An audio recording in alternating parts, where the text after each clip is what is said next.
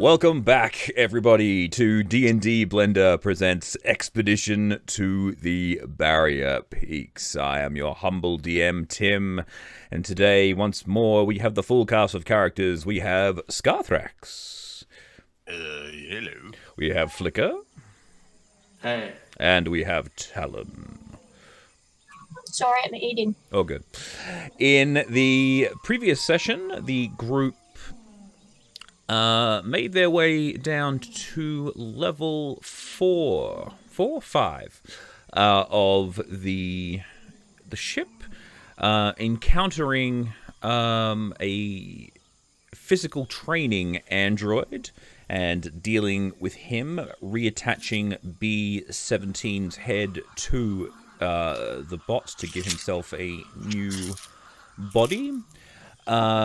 Making their way into the spa, sauna, steam room location where they encountered a group of doppelgangers, or a gaggle of doppelgangers, whatever the conglomerative term for a group of doppelgangers is. Fighting them off and losing their good friend Berserker, as a bunch of the doppelgangers also turned into berserkers and all went berserk. Did we make it a murder of doppelgangers because we killed them all? Okay, fair enough. We'll call it a merple. A merple? A murder of doppelgangers. Moving their way around, discovering another room which contained a couple of strange creatures, call themselves She-Do and She-Don't, escorting them out of their confinement, bringing them back to the garden level after encountering a flail snail, and unleashing them into the garden where they proceeded to murder the shit out of a displacer beast. And that was where the last session ended. So, the game is yours. What would you like to do? Started recording. Yes, I was recording. It's all good. Okay. Yeah, no, just making sure. Can you share your screen so I can see? Oh, that might help. Yeah, sorry. just saying. Yeah, getting there. All right, cool. I got so many things I need to deal with. Just leave me alone. No. There you go. How's that? Yay.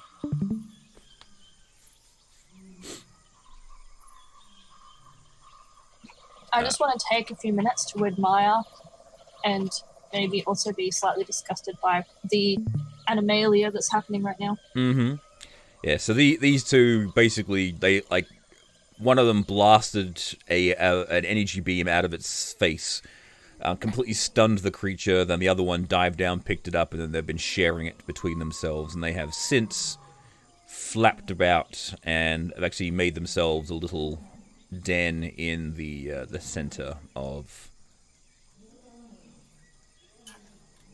and appear to be enjoying being free for the first time in a very long time.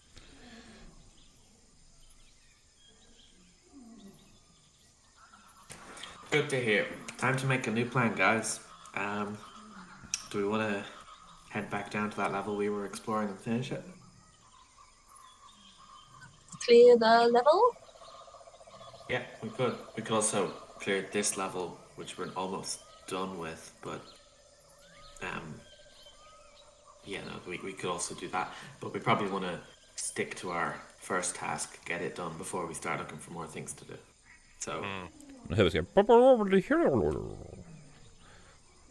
just gotta be careful over there because the pillars are dangerous.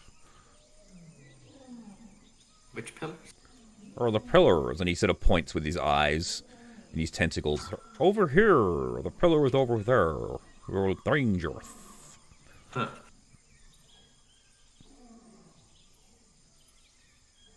Danger is not my middle name. I have a middle name. It's Flicker. So... Her name is Fucker Flicker? No, my name is Alexander. Oh. I guess I've not told you that, Herbert. I'm Alexander Flicker Peterson. Pleasure to meet you. Pleasure to meet you too, Flicker, Peter, Flicker. Let's just go back to where we were and finish during that level. Yeah. Oh, yeah, we can bring Horace and Herbert. yeah, not leaving us behind again. Not Yeah, like we did that. We definitely didn't leave you behind. I can't for get my sure. high. Yeah, we gotta beat that high score. Okay, we'll meet you to the elevator now. They just run off to the elevator. All right.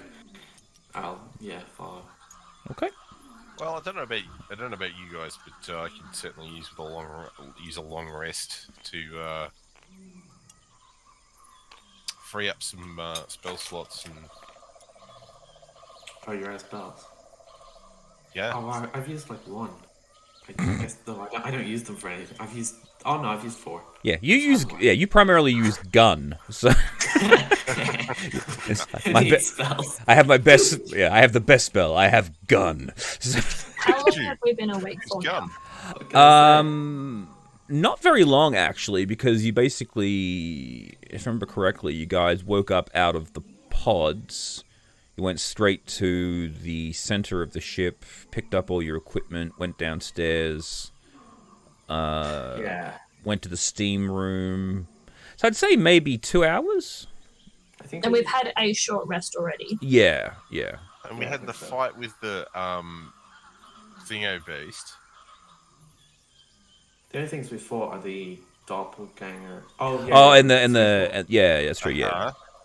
So probably Yeah, yeah. Okay. Probably, my apologies. We're probably closer to 4 hours then. You guys have been awake. Yeah. And then had the fight with the big robots. Yes. So the fights take a lot longer in real time than they do in actual game time. Unfortunately, that's sort of one of the annoying concepts to get your head around. Alright, so where are we going? Yeah. So Beast of Team's like, all right then, let's get ourselves on here and get down there.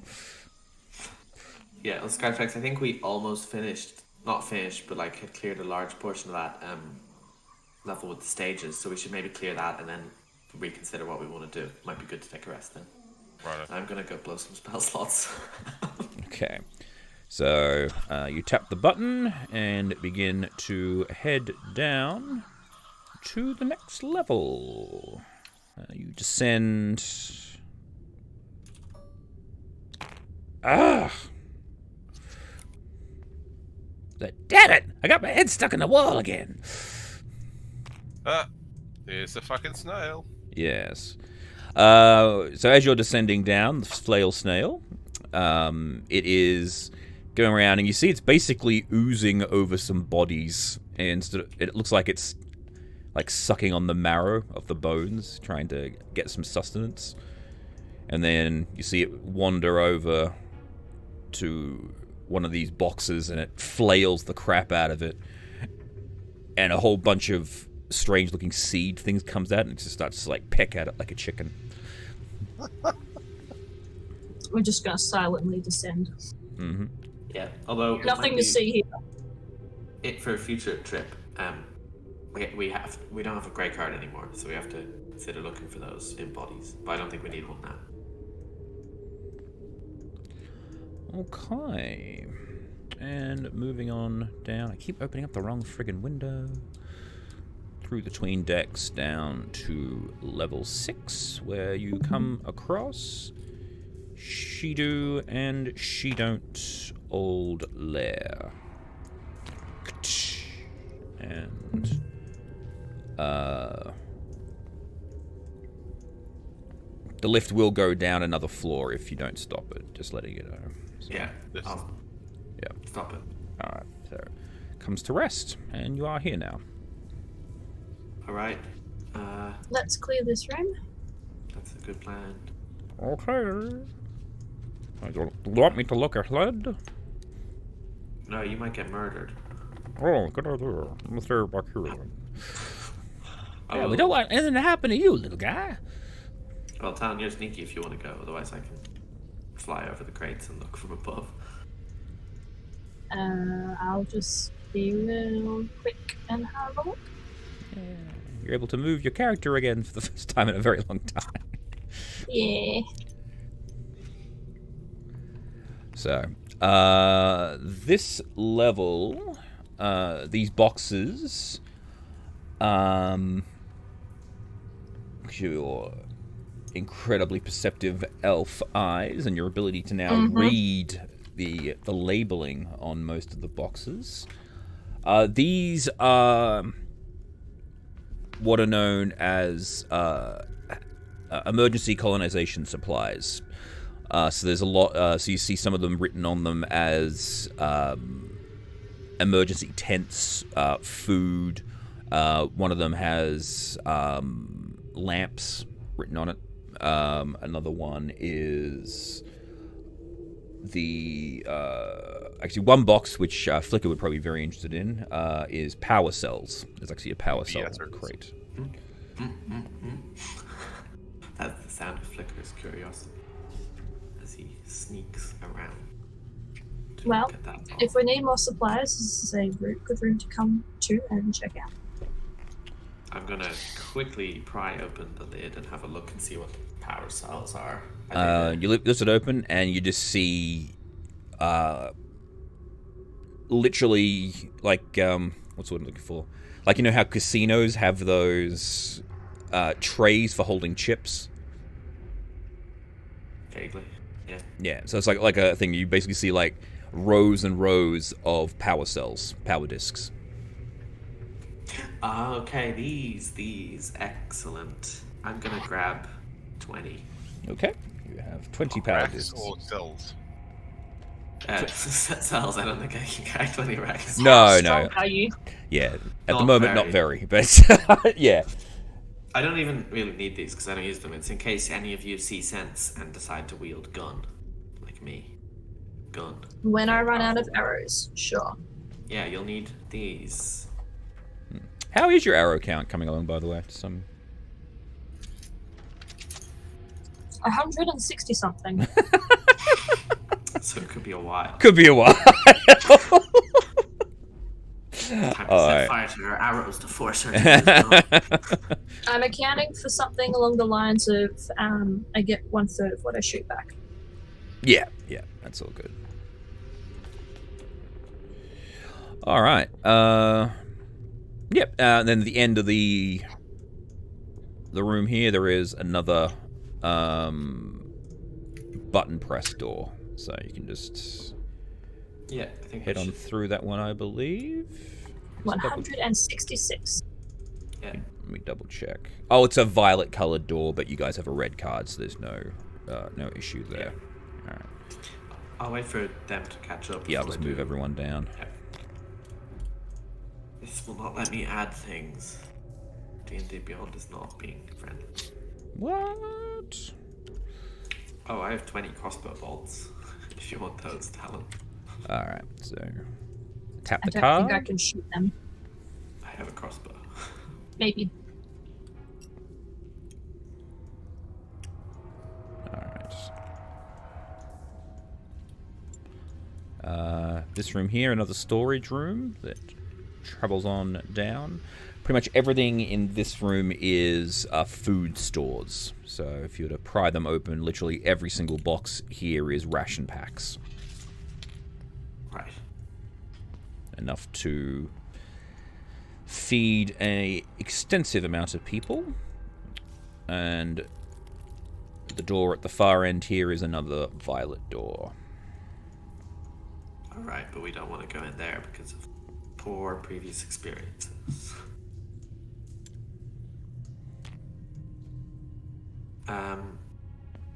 I guess, do we want to all head We back? have and to, try- don't we? No, we still got the center of the map. We'll deal with that room after you've had a long rest. We'll do the easy stuff now. Yeah, that's. You mean the big center square? No, we don't want to go in here. No, you where said we- you said you haven't been somewhere. Where did you click? I didn't see. Oh yeah, I can't. Or maybe we have. I didn't think we'd been in this big center square of black. You haven't been there. Right, you haven't There's black for you. you haven't been here, but this very big square. describing that big area right in the dead center. You would know from the depth of the water that's probably where it goes. Oh, okay, right. That's water. Yeah. So it's basically just the one big room then. Yeah. Or From could the be, lake could be above, broken yeah. into smaller ones. Yeah, exactly, because the lake above goes down several floors into the lower areas. So. Yes. And of course, if we cut a hole in it, we can flood this floor. Not that we would do that. It wouldn't just be this floor. It would go down the dysfunctional elevators and the working elevators. It would flood the entire bottom half of the ship. Yeah, when we're done. Or when we lose to Squiggly Beard again, then we maybe give up. Oh, no, we're not going to lose. We lost last time, and he wasn't even there. Oh. Yes, he was. He caught us at the end. Did he? Yeah. Oh. We had been fighting the brain thing on the machine, and then we came up the top, and then he decided that he was going to interfere. Oh, he was the one who put you inside the machines. Alright. Wait, he put us inside the machines? Oh, yeah. We saw him. He took your bodies away, and then he put you in the machines. Our dead body. After he killed us. I wasn't dead. No, well, you were unconscious. They took you down below, and then he brought you back up and stuck you in the tubes. Huh. That's weird. That's Well, creepy. we thought so too, but then we had to wait a while to get you out, because it wasn't safe. Oh. Well done, you right? You all right? Let's You- keep walking. Did you get any information from him? Like, does he talk to himself or something, Herbert? No, I don't really get much from him. No. No.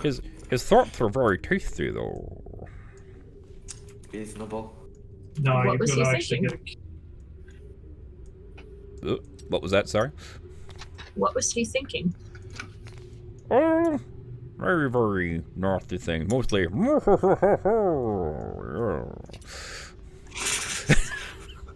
Tim. Guess we'll just go around. I don't want to drag it. Yes. I mostly got, ha ha, death, I'm evil, look at my plan.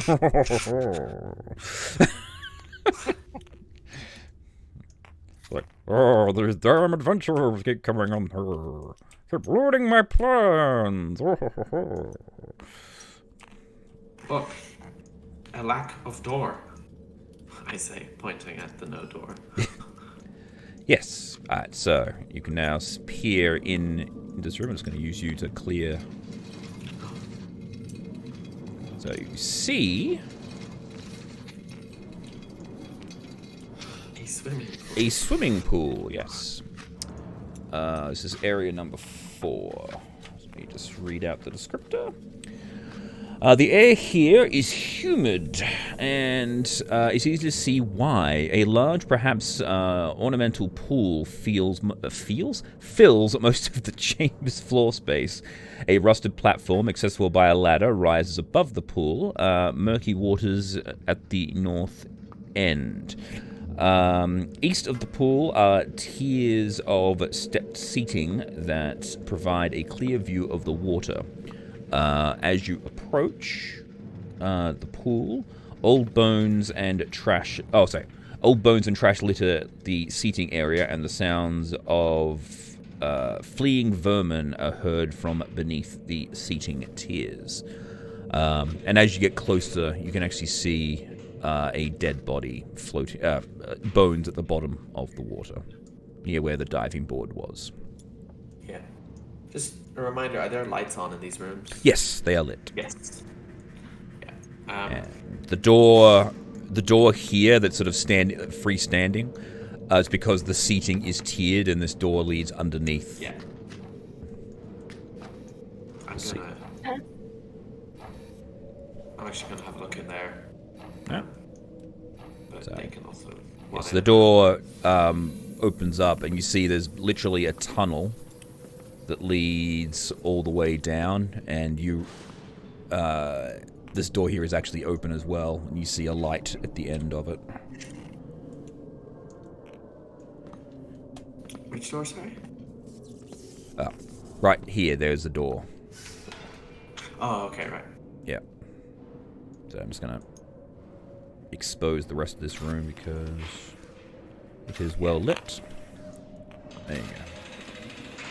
So I'll put you back. Well, I won't bother going down the tunnel then if there's nothing in it. So, I mean, I'll see the light at the end Yes. of it. You see the light at the end of the tunnel, but it is very dark in there, and you hear lots of squeaking coming from in there. I politely close the door and walk away. Very good.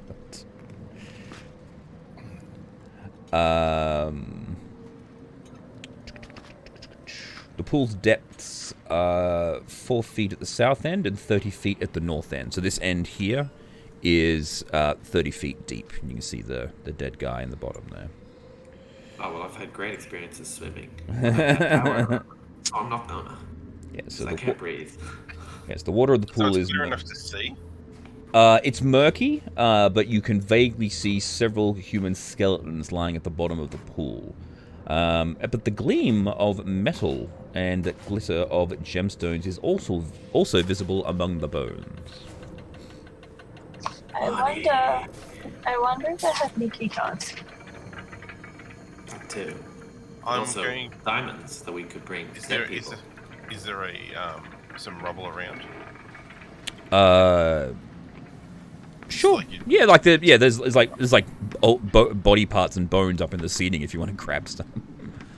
Yeah, I'll just grab something. I mean, I'm gonna toss it in the pool, like up a bit further, just to see if anything, draws like Moves. Moves in the water. Yeah.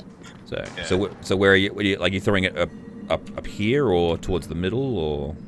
towards the middle. All right. So you throw a bone, it goes, bloop, and it sinks to the bottom, and you just see it drift down. No movement. What about live prey? I say, pulling out my desperately trying to escape from me homunculus. I keep forgetting to bring the homunculus along. It doesn't do anything. It's literally the only reason I have it is because I can't change my infusions until I level up. There we go, bow So, crab. I yeeted him as instructed to go get the shinies. All right, so the bow crab sinks to the bottom. It's going. As it approaches the bones suddenly transform. And it attacks. Oh no! Anyway. It's a strange creature, this one. It's a weird beholder crab thing. It's called a stunted eye of the deep. So That is a funky looking guy. I literally stuck a gazer on top of a crab to represent. Very. What I'm going to do is I'm going to glue a crab to a beholder. Behold. Behold my crabs. Yes. All right. We'll make 3 attacks at your homunculus. Oh, wait, did I have the dice roller here? Don't worry, I will spawn a new one. AC is 13. This isn't me. Yeah. And one more. For a split second there, I was waiting for the dice to go in the pool. Made to go.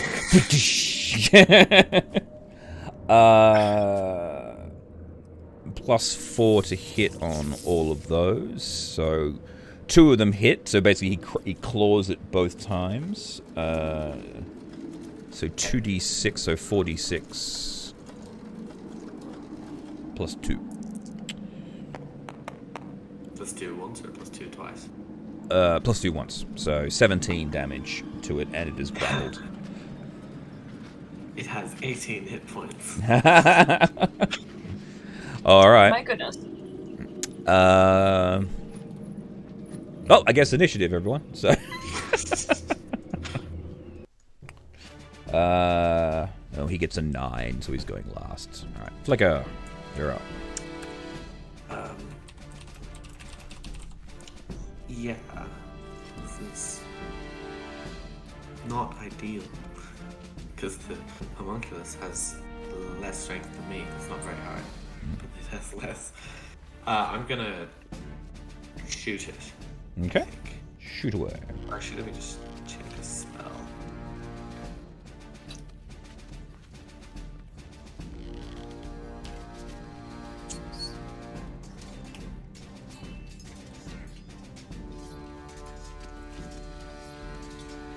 And just so you know, it is 30 feet down, so Yeah.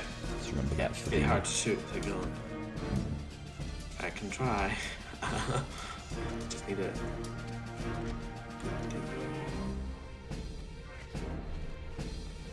got the wrong spell prepared. I think I put the wrong one in. I'm just gonna no, I'm not using it this time. Just now, isn't it? I'm gonna shoot it twice with the laser pistol.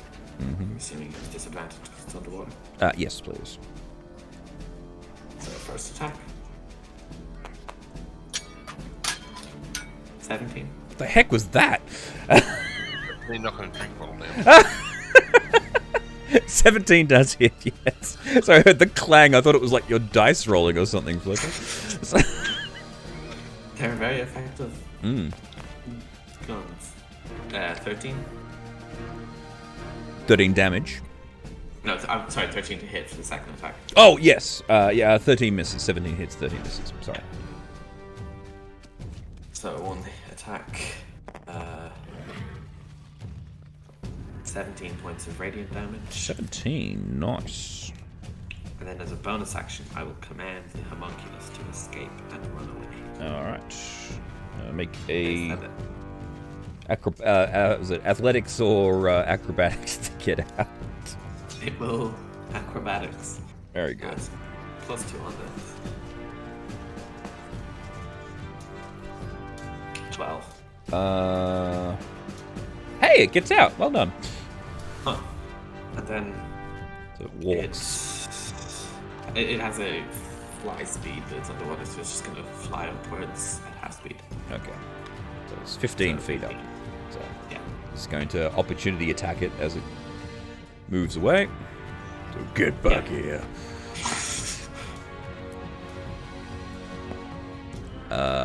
15 That hit. plus, so 19. It dies. Okay. It's like, Just 1 hit point. Homunculus! Ah, well. I brought you into this world, I take care. Okay. Scarthrax, all yours. What it do for me? Jump in, go stab it. Go for a swim. Go for a Flicker swim. Style. Glare at it angrily because it doesn't look like it has a ranged crab claw. Right.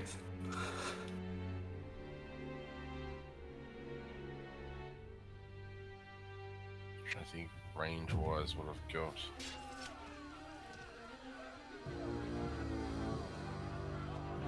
Well, you have your firebolt, but that's underwater, so it will probably... Maybe less effective than. it may have less effect, yes. Do you have javelins or something? No. You put all of his eggs into the club basket. I've got a blaster pistol. Well, there you go. Flicker's instructing you how to use it, so... I do think we will have to coach grab a power disc from me as well. I don't feel free, but I 15. don't think we have charged. 15 will miss, unfortunately. So you grab the gun. You like, how does this work? You flick it out. You push the button on the side. A beam of energy hits the water, but the water refracts it, and it doesn't go where you want it to go. So I'm probably gonna do one, don't You get a second attack, yeah. I? 20. 20 hits.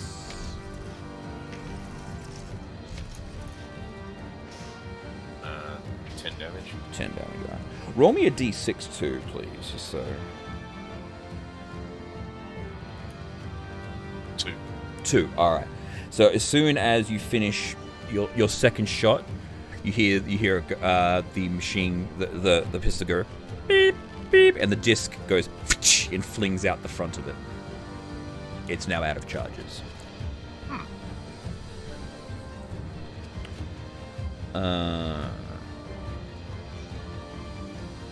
Okay, that is you done then, unless you have a bonus action, which I don't think you do.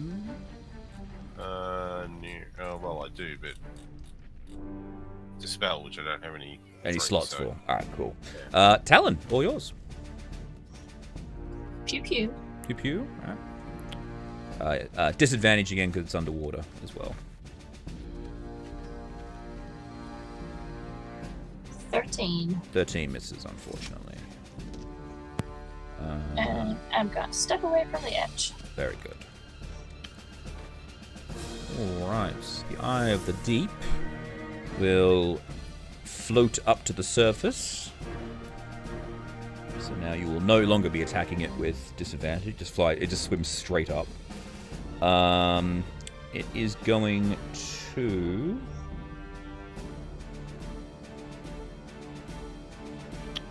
It's going to turn... I don't think... Give me a second here. I need... The cone, yeah. Yes, so...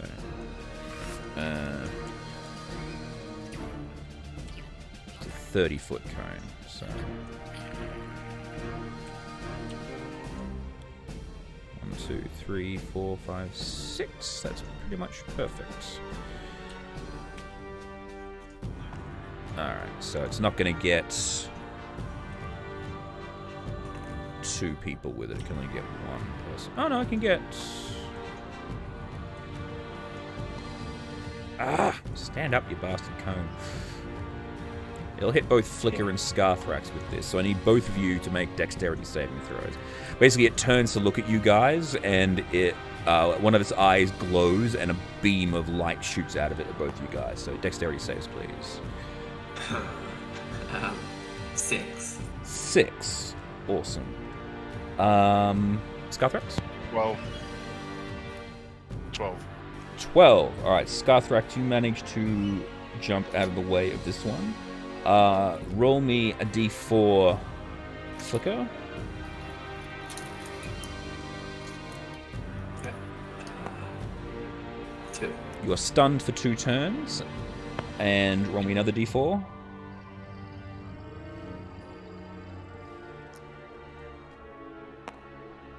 You're also blinded for the same amount of time. So basically this thing hits Flicker in the eyes, and you see him just go rigid, and his eyes glaze over. At this point, B-17 is going to charge into the fray. It's at 5, 10, 15, 20, 25, 30, 35, 40, 45, 50, 55. Shit, there's water. I can't hurt it. So he gets to the edge. Takes up a defensive position. 10, 15, 20, 25, 30 to here. Horace goes, "Stand back, everybody!" And you see his heads begin to turn and wiggle about, and he fires his lightning beam at the Eye of the Deep.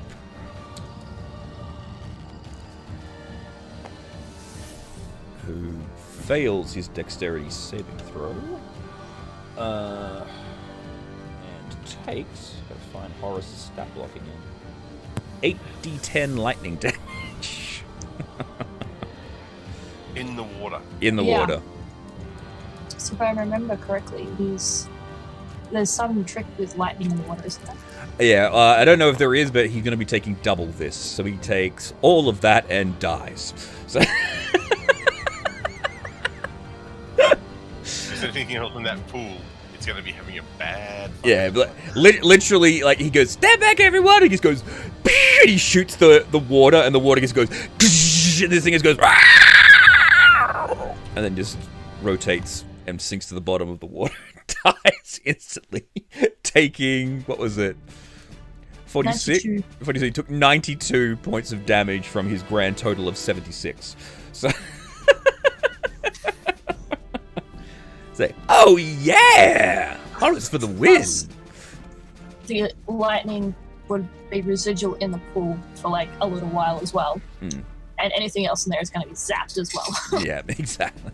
So you guys just see like the lightning shooting around the water, and then it just all dissipates, and it is now quiet once more. It's like, all right, I'll be over here if you need me. And he just goes back and chats. The water smells funny now. Ozone discharge. Yeah, so you guys look over at Flicker. Flicker is just still stuck there standing. Right. And 12, So, all that, 12 seconds later, his eyes come back and he is able to move again. all that I reach up to give him a gentle slap in the face. Wake up! Oh. Is it dead? Yeah. Well, what are you waiting for? Go get its stuff. What? The homunculus is dead. It can't get the stuff. Oh, wait. Hey, B-17, can you swim? Oh. This body, unfortunately, is not waterproof. Ah, that's sad. Well, the way I see it, pal, we're both wearing plate armor, so it could be hard for us to swim. But That's never stopped you before. Yeah, but I had a breathing suit. I eliminated the only other breathing suit we found. I disintegrated it, so I can't breathe. And I forgot to get a new bubble helmet after I broke the old one. Maybe I should stop getting the toys if I keep on breaking. Nah. Raise my eyebrow. From up here, can we see? I don't know. Did the lightning? I guess lightning doesn't make murky water less murky, does it? No. If anything, it's a bit more murky with the fighting that's been going on in there. Exactly.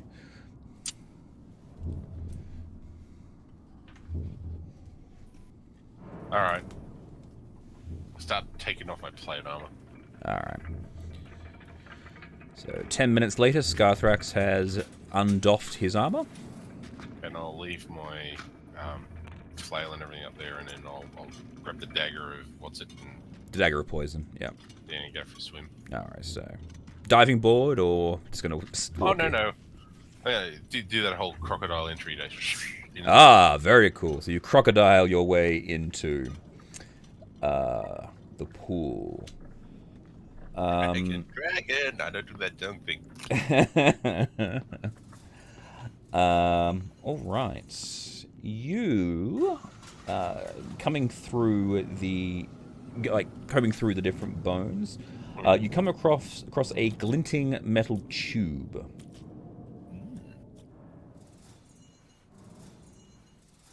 I'll grab that.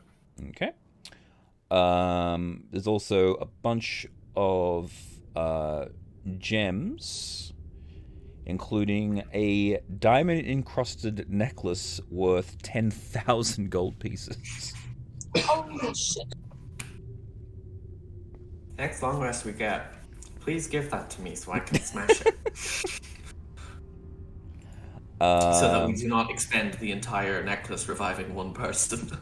As well as 341 platinum pieces. 341. Yes, 341 platinum. So. And a metal rod. Yes, a glinting metal tube. Metal tube. Metal Okay. tube. Your probably best way to describe it, it's like a metal scroll case. Okay. There's also a 50 gold gem left over from the homunculus. It requires a gem as its core. Right. Yeah. And bits of a robot crab. So as well as this creature sort of going that's tongue out dead at the bottom of the pool. Well, I'm not going to go through it because. Okay, cool. So I will delete it then. All right. You can pop back up to the surface anytime you like, because you've got a pretty high constitution. You can hold your breath for several minutes. Yeah. I'm Yeah, napping. tail makes it easier for me to swim. Mm. Right. You'll emerge up.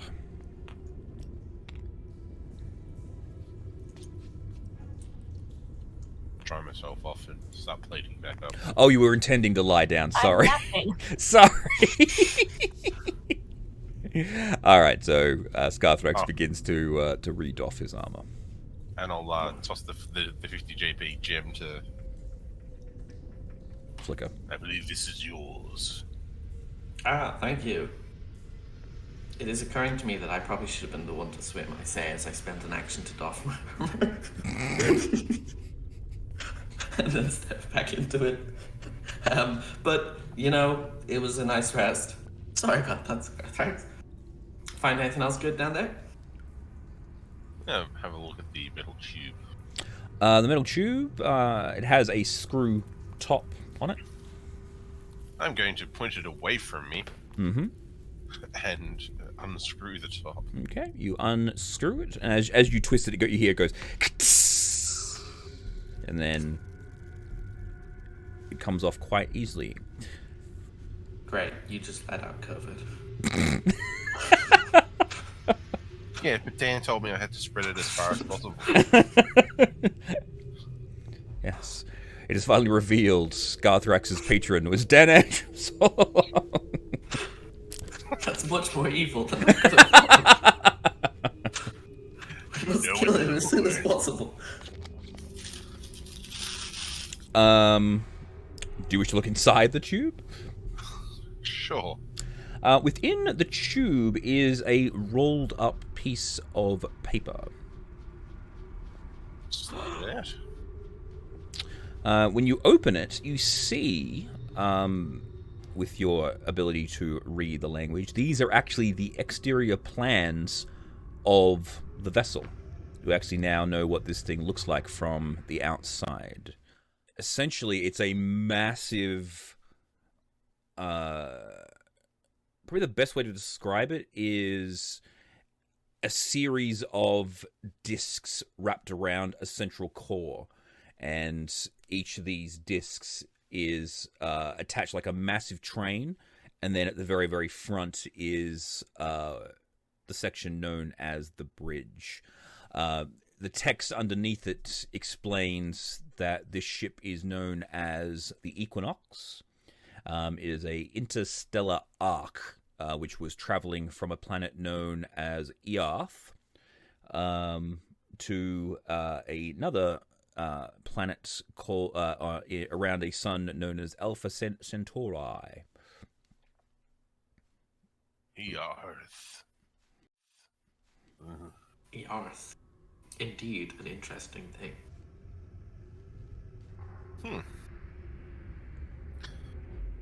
Am I able to tell if it's at all magical?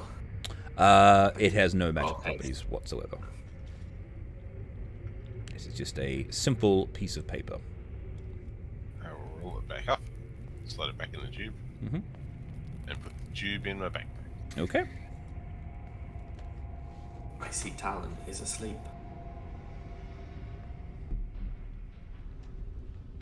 Well, there's one more little room up there. I'm gonna have a look in it. Sure. Yeah. That is, I believe, just the change rooms. Yeah, it's just a change room. So you just see a bunch of empty lockers.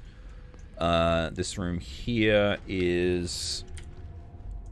Oh, hang on. Yeah, so like this is like the public area and the locker rooms. This room here is more of the same.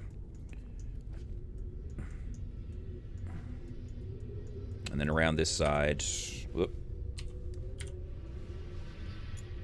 same again. And same again. You read the words beside each door. One says male, one says female. Boys and girls. This is where they brought them to kill them. I don't know that though. Yes. Literally all the lockers are open. And you just see like rotting cloth in each of the things. Alright. I guess just to be a completionist, we haven't walked down this corridor up here, so I will open and look through there. And that just connects to the other end of the Yeah. Actually, Talon did look down that corridor. Oh, did you? Yeah, Okay. in the last session. I just didn't reveal it. I just explained what was down there. Yeah, no worries. Alright then, it looks like we have cleared the level. Do we want to go try and kill those robots again? And I mean, there's a good chance the lay of the land has changed. We could at least look. Well, that sounds dangerous. Well, that's why. I get you out of the tubes again. I want to wait another 2 months for that. Well, who wants to do it? The scanning. I need to spend some time communing with things. Look, Skytrax, I've not asked you to be polite, but who's your god? As a paladin? The one that seems quite annoyed with you? Is it Always. Tyr, maybe? Ilmater? Please? Why are you so interested? I would just like it to not be something evil, because that's not nice. What is evil? Evil I mean, is murdering people who did Matter of nothing. perspective, really. Have you killed people who didn't do anything with that weapon? Pointing at his quarterstaff or club. Did I kill people that didn't do anything with this weapon? No, like killed people who maybe were more innocent than the people we've killed in here. Because we've mostly just killed monsters down here. We haven't really ran into people. You see, as far as the monsters are concerned, they're the innocent ones, and you're the murderous evil one. Well, Comes for into example, their home, kills their families, takes their things, leaves. for example, with the frog moth, I fell in. It tried to eat me. It's just living its life until you decided to kill it. I didn't try to kill it. It tried to eat me. And then then I you ran killed away. it. I ran away, and it chased me, and you killed it. Well, in that case, you're alive because I chose to help you. Is that evil? Guess not. I guess not. That. But anyway, okay, fine. You don't want to tell me? Your secrets be your secrets. I would never presume to be evil. I meant, like, nosy. I'm not nosy. Let's move on. Like, it's very awkward.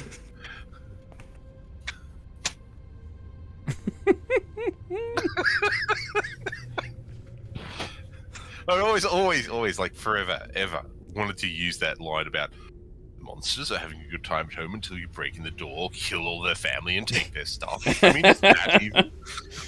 Like, dude, I was just having breakfast. What the fuck? Breakfast was me! Alright. So do you guys want to have a... Oh, hang on.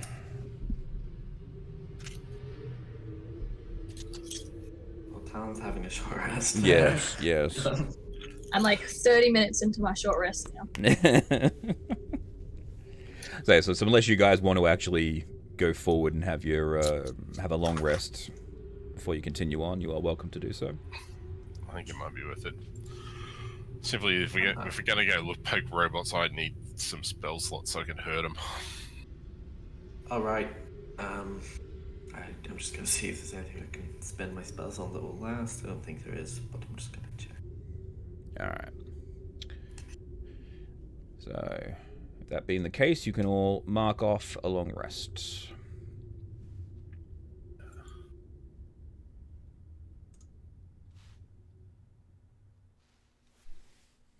I guess I have tiny servants, so I'll just animate stuff to stand guard. So, during the long rest, Flicker just saying, "Ooh, what have we got here? Ooh, I made a gun with legs." He's just animating random things. I was thinking about it actually. We have those needlers, don't we? Yeah. They're just standing watch, ready to shoot. Mm-hmm. Oh, I'm gonna rebuild my Homunculus. homunculus. Yeah. Yeah. Cute. About halfway through the long rest, I'm going to wake up and take watch. Okay. B-17 is standing sentry over the group as they are resting. Good work. Greetings, Talon. I trust you are well rested. As I sit up, shoving food in my face. Glad to hear it. We really Need to get ourselves moving, you know. Got a long day ahead of us. What have I missed? Oh, you haven't missed... much. The two were discussing philosophical issues about good and Evil. That is us. You're asleep. You guys don't hear this conversation. Yes. That doesn't surprise me. Scarthrak likes his, what do you call it? Edgelord vibes. And liquor is too noisy for his own good. Edgelord vibes. I love it. Yes, you definitely seem to be the more... stable of the group. Oh, believe me, I have my own baggage. I just do a much better job of hiding it. Well, that is good. To know. Question for you, though. Why is your voice changing? I believe it has something to do with the Conflicting programming in the personality chips of mine. I was left. Uh-huh. Is there going to be some sort of issue where the previous owner of your body takes over the brain? I do not believe that will be a issue. I am currently rectifying the situation. Let me know if I can help, okay? Affirmative. I'm gonna go walk some laps. Okay. Whenever I do, I think during a long rest you have to sleep for 8 hours or 6 hours or something. 6 hours, yeah. So you guys come to consciousness in your own time. Yeah, during my 2 hours, I just want to take the diamond necklace and chip it into 300 pieces. Scarthrax has that. Did he give that to you? Scarthrax, do you want me to save your life? I can do it. Do you have the ability? Where is it? Ow. Yeah. Yeah. B-17 actually starts going around and he's actually giving you... He's like, come on, feel the burn, let's go. Get those legs up, come on. It's actually fitness training. Just upping the steps. Yeah. Gotta get at least those 10,000 in today. Getting a head start so I can nap sooner. Yeah, that's right. You certainly do sleep a lot. You might want to check out your vitamin D levels. I believe it's iron that's the problem. Oh. How many parts, like how many necklace, like how much can we break this down to? If it's 10,000, we can break it down into lots. It's 300 gold worth of diamonds for a revivify. Yeah, so we can make 33. Yep. I'm not saying we assuming, should. Assuming they break evenly, but they don't have to be full diamonds of 300. They just have to be 300. Diamond dust of some sort. But we're not taking into account the filigree and the chain and everything that goes with it, so it's probably going to be a little bit less. But I don't even want to break the whole thing up. I just want to break off like 5 or 6 casts worth, and then I don't want to have them all because what if I die? I want Scarthrax to revive me. So what you're telling us, you want to try and scratch a diamond. I want to try and break it with a jeweler's kit. Yeah, they have things for that kind of thing. Also, it's a necklace. It'll be broken up already. It's diamond encrusted, so that doesn't necessarily mean one big diamond. It could be multiple exactly. diamonds. It could be like 1,100 GP diamonds or something in there. In which case, we just have to pry them out. It's a big necklace. It is a big necklace, from the sounds of it. Do you like the ability to come back from the dead? I certainly do. Well, I've already done it. Yes, feel the I burn. like not dying it to begin with. Yeah, that'd be the best way to go, but you know. That is true. Alright. Try out enough for... What do you reckon? 3 charges each. Yeah, that should work. And apparently my dog. So we're trying to break off 2,000 gold pieces worth of diamonds out of the thing. Yep. I will spend the hour using the tinker's tools to make jeweler's tools. Then maybe with the what's it called? The right tool for the job. That's right. Come on, keep it moving. Now worth 8,000 GP. Alright, so you got your diamond, you've got your spell slot, you've got your hit points. What is it that you'd like to do? Aid. Everyone go up by 10 hit points. Your maximum increases by 10 hit points. Because I'm using a third level spell on it. Nice. And then I'll use my ring to recharge the spell.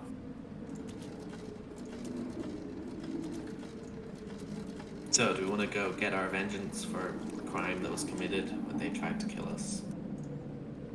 Sounds like it might be an idea. Do we want a two-prong approach?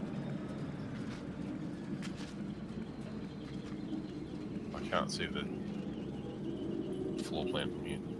Isn't that basically just one of us be bait while the other two beat up? Because if so, I'm down, I'm bait. Let's go. We know of 2 entrances to that room now. Alright, so I'll zoom to a point, because you guys basically know the setup here. Don't want to reveal too much. Yeah, so you know there's a door here, and then there's a door on either side of the... Yep. See, there's 3 entrances into the area where you guys went to. You guys went in the front door, but there were 2 side doors. So they've had 2 months. They might have repaired the front door after I disintegrated it. That's probable. Is there like a bottleneck or something where we could, so that they can't all just attack us at once? Maybe the cargo bay in between all of those boxes. Yeah. Sneak in, spend some time setting up moving boxes and stuff to try and so the big guy can't just fly over the top. I don't know how you plan to move and potentially stack boxes. They're heavy. I'm not talking about the big ones. There's plenty of small boxes around. Yeah, he's like, it's true. Not even I could lift it up. Yes, but there's plenty of other size boxes. The other size boxes won't pose an obstacle because remember, they have those grab and lift eye thingies. The tractor beam systems. That's what he said.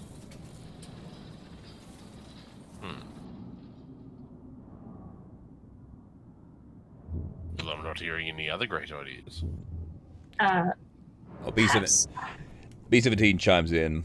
He goes, well, if you're concerned about being taken out by the other robots, what we could do is attempt to re-enter the central control room and deactivate all of the worker droids from there. That is, provided they've been reconnected to the central operating system again. Can we deactivate all machine things in the connected to the thing? Absolutely. Just gotta find the right switch. I know it is possible, but I'm not actually able to tell you which buttons will do what. I'm pretty sure Flicker has done that before. No, I just pressed random buttons. Yes, but you also stopped all of the machines. Oh yeah, I think I did hit it at one point, but I don't know. I wouldn't be able to tell you which button it was. You could read the writing now, though. Don't think they had writing, did they? Yeah, they were labeled. You just couldn't read it. So. Right. Yeah. Why would I let that stop me from hitting them? It's like, oh, self-destruct. Boom. The adventure is over. Thank you very much for playing. At least we would have gone out in a blaze of light. Mm-hmm. I mean, Well, that sounds like a really good idea, actually. Mm-hmm. Yeah, we do need a grey card. So. Or more acid. Or more. I wouldn't be surprised if the central room is more heavily defended. The acid can't eat through all metal. Yes, the central control room is heavily shielded. You will definitely need to find the access card. Yeah. Alright, squiggly beard man it is. Well, hang on a second. Oh, yeah, actually. Oh, did we... Way back, the captain. We found the captain's body, didn't we? Uh-huh. I had her Yeah. card. Yeah, okay. I'd say there's a pretty decent chance we'll find someone with a grey card on the lowest floor. It seems like higher authorization gets better cards.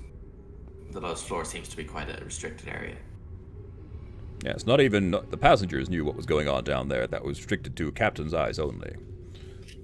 So anyone down there probably has a grey card. Anyone alive. I meant dead, but also alive. So, do you want to head down there Down we go. All right. Which lift did you want to take? The one you came down on again, or do you want to go to a different area? then? I think we should use the one we used originally. Yeah. It's the one beside the cinema with the trash. Yeah. All those The safe one. Jesus. Sorry, what was that, Talon? The safe lift, the one Of that you course they know would is safe. have to. Yeah. All right. Cool. Alrighty. So, oh, you actually haven't been in there yet. You can go down the top one though. You've been in that room though. You went when you went down via the lift up top. You didn't actually stop in that room, so you actually haven't been in that room. You've only passed through it, and the room was filled with a lot of garbage and stuff. So. Oh, yeah. Well, Oh, those big shoveling robots. The big shoveling robots have been pushing garbage into that lower room. Basically, they were just shoving it. They were cleaning it out by shoving it down the elevator shaft. So when you guys got onto the lift and lowered down, they were still pushing trash down in there. So that room's quite heavily filled with crap. yeah. But it's up to you if you want to go via the top, want to go via the two sides. What do you want to do? Let's go down she do and she don't elevator. Yeah. She do and she don't? Alright, so going down the right side. Alright, cool. Alright, so you move to the she do, she don't lift. And move down to level 7.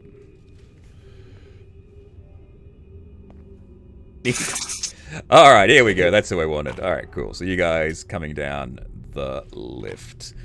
Give me a moment. Let me just load up the map again. Room 12. Okay. Alright. So this is more large crates made from the smooth horn-like material. One thing you do notice lowering yourselves into this room, Talon, with your elf eyes, you do recognize that strung between the boxes and the walls and the ceiling, web strands. Guys, we probably have spiders in here. Spiders. There's webs. Spiders? Horace, off you go. Go eat them. I'm a vegetarian. What the hell? You like bugs, didn't you say? Oh, that was me. I like bugs. Oh, my bad. Herbert, go eat spiders. Although if they're really big, come back and we'll help. All right, we'll go look. Send me out over here dealing with the spiders by myself. What the fuck do you think of this? This is bullshit. I'm gonna walk in the opposite direction. You guys are stuck inside of a thing for 2 months, and I rescue you. And when I do, they send me out to do it. Like, hey, you deal with the spiders. I don't have my blaster rifle. Can't just burn everything. Yeah. And Herbert disappears into the darkness. And about. So what are you guys doing? I'm just gonna, look for the edge of the room, I guess. Staying near the boxes. Staying clear of the boxes. All right. Yeah, so you see the edges of the room. Talon. Yeah. So. Yeah, there actually aren't where you can get around to here and see out, and that's the exit that way there. into a hallway, but there are webs like literally crisscrossing every which way in this place. Okay, right. And about 5 minutes later, Herbert's going, "Oh, big spider, big spiders, big spiders!" and coming up behind him.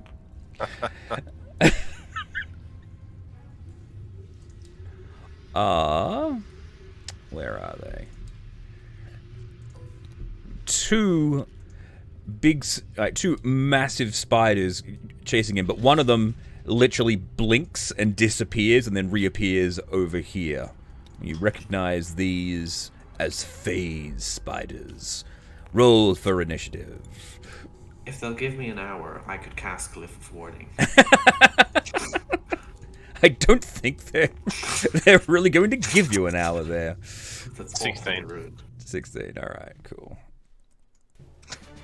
All right, Talon, you hear Herbert going, "Oh, big spiders, and you hear, and you hear sound of like a.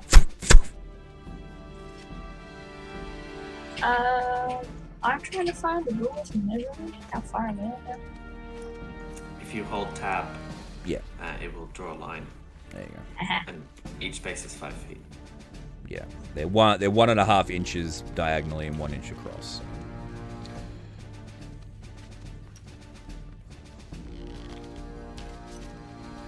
And they don't see you, so you will get advantage in sneak attack.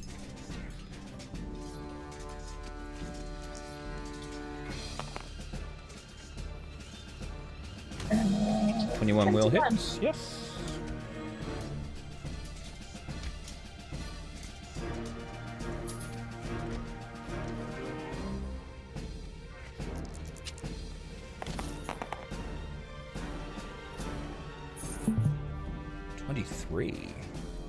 I mean, do 6 did I roll? 1, 2, 3, 4, 5, 6.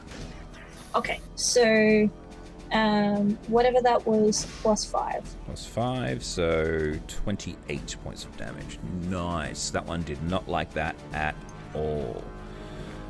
Hide. Scarthrax. You see 2 massive spiders approaching you. What do you want to hide?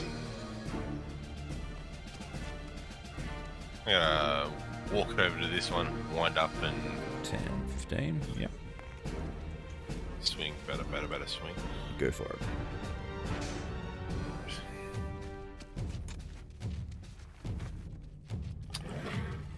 Uh, 12's not going to do it, but I can only do that once, can't I? The plus to hit, you actually lost that. That was part of the Oath of Conquest. That's actually not something you can do anymore. See that plus 7 to hit. Ah, yeah, I see what you mean. Yeah. Well, I'll wind up and have another pitch. Go for it. Get out, really? Yeah, don't worry.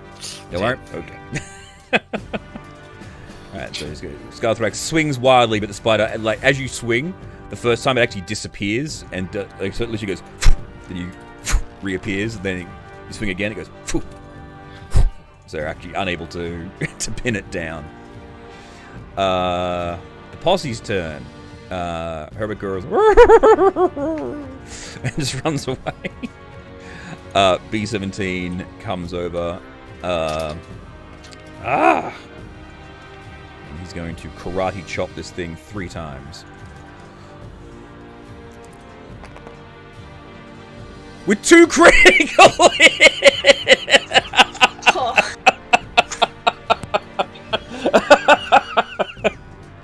So B-17 literally walks over behind you, Scarth, and he goes, "Hey, let me help you out, buddy." And he literally grabs it by 2 of its legs and rips it in half and kills it. And he just goes, "Ah!" It dies, and then his body just goes and pops out of existence. And Horace is going to go, "Holy shit!" That was amazing! Remind me never to piss off that guy. That'll be it for their turn. Spider's turn. Spider's gonna go flicker, flicker, flicker, flicker, flicker. So,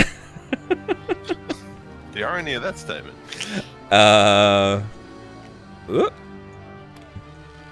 Hold still. Going to make its bite attack upon you. This is really not going to work. Hey, like, No. It tries to bite you. It fails to do so, and then it just goes. Oh, hang on. It goes. Oh, damn it! Oh, what have I done? It plane shifted us. It plane shifted the entire ship. Oh, jeez. I've done something accidentally. Whoa. Broke the world. You guys all disappeared. It did plane shift us. Yeah. Let me put you guys. Not the players. Put you guys back. Flicker. I don't know what button I hit there. That was not supposed to happen. I just will just delete Horace and Herbert and B-17 because we don't need them doubled up. Monkeys. Oh, there's two of them. I can see. I can see them. Yeah, there you go. Let me put the spider back. Well, actually, the spider disappeared. It tried to hit you and failed to do so, and then it just vanished. Oh, great. I did it. So let's put it there so I can do what I meant to do, which was that. Okay, cool, done. So you see, it just literally just goes and disappears. Flicker, your turn.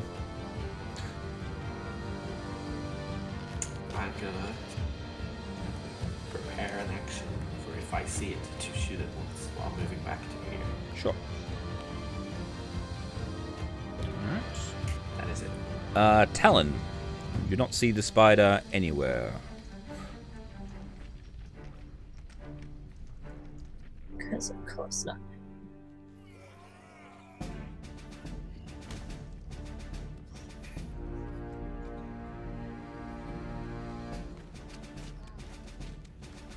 Eight inches would be 20 feet. settled. No, 40 feet. 40 feet. What am I talking about? Sorry, yeah. Alright, I'm going to quietly, sneakily cross the room. Mm-hmm.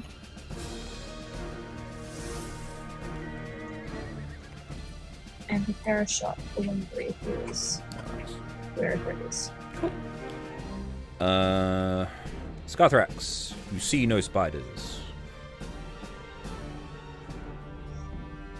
Where's the nearest web? Pretty much right in front of you. Like, there's webs everywhere. All over the place. I strum it like a bass. Okay. You strum a web. Posse's looking around nervously. Herbert goes and hides in the boxes, and Horace moves behind you, Flicker. Oh, he literally hid in the boxes. He's gone forever. So, it's like, oh no. Screw you guys. Yeah. And then, pah! It appears behind you, Scarthrax. Everyone with held actions, do your attacks. Choo choo.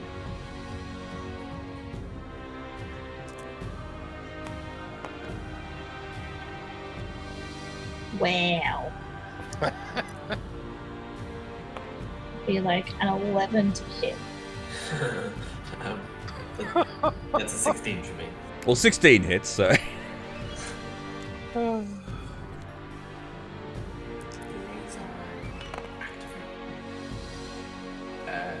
points of radiant damage. Nice, so it does not like that, and then it will attempt to bite Scarthrax in the ass.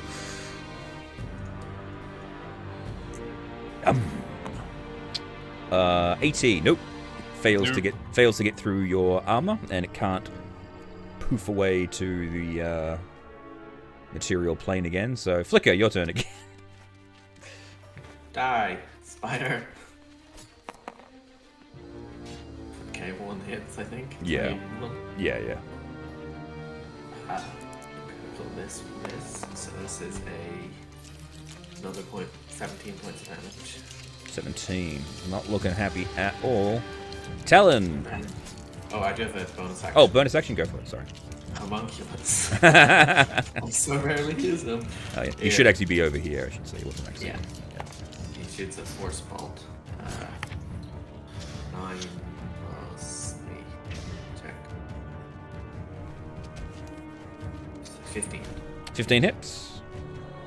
Alright. That's this plus 4 damage.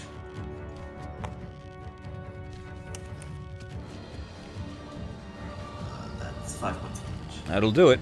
So the homunculus goes, and it just goes, the spider dies. Then he just Hooray. disappears. Yeah, 2 phase spiders to a level 12 party really isn't anything exciting. Tell that to bloody Herbert. Well, hey, I'm very small. Is it safe to come out yet? I wonder if they had any grey cards, says Flicker as he goes and checks if the phase spiders had any grey cards. Oh, the phase spiders aren't there. When they die, they back to the ethereal plane. Oh no. Do I have Blink? Damn, I didn't prepare Blink. I could have used it, been in the ethereal plane half the time and tried to take it off them. Yeah, Not be, that they probably- be in the ethereal plane half the time, which means that you're with the phase spiders all the time. Alright. So we found the entrance over there. And Herbert will say, "Wait, guys, there's something over here. Before I throw the spiders." Oh, they still channel divinity. I found 2 doors. Okay, I'm limboing under apparently.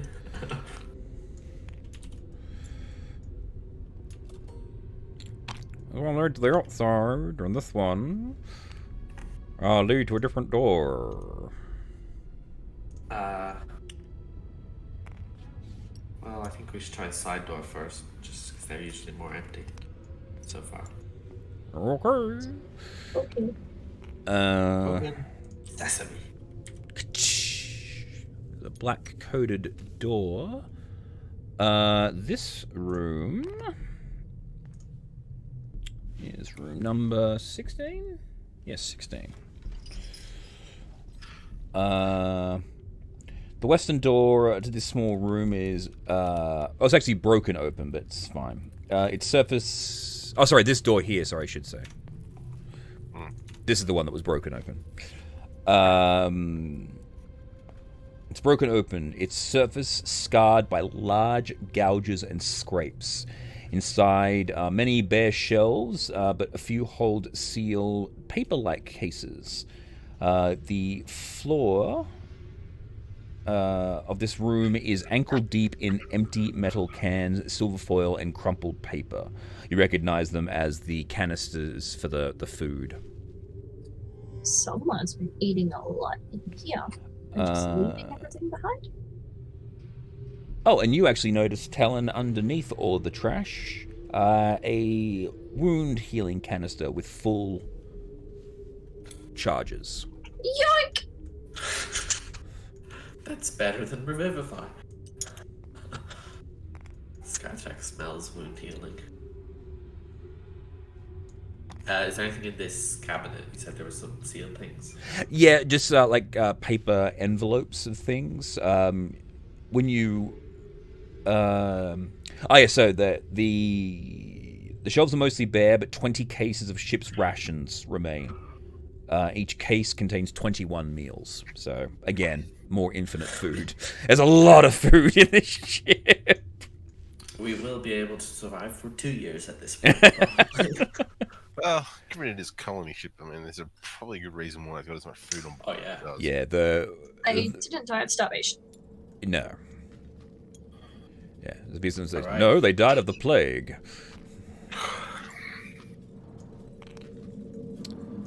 In this room, Talon, just from here... so just move you slightly. Alright. You can see...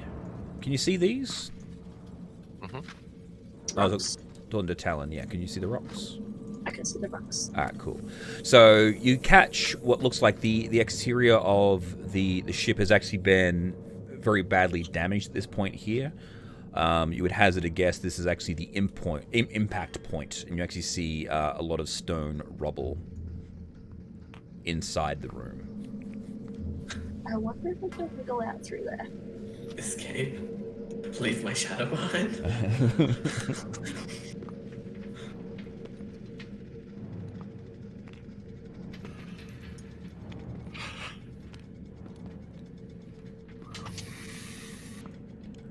As Guess you we'll follow up behind them.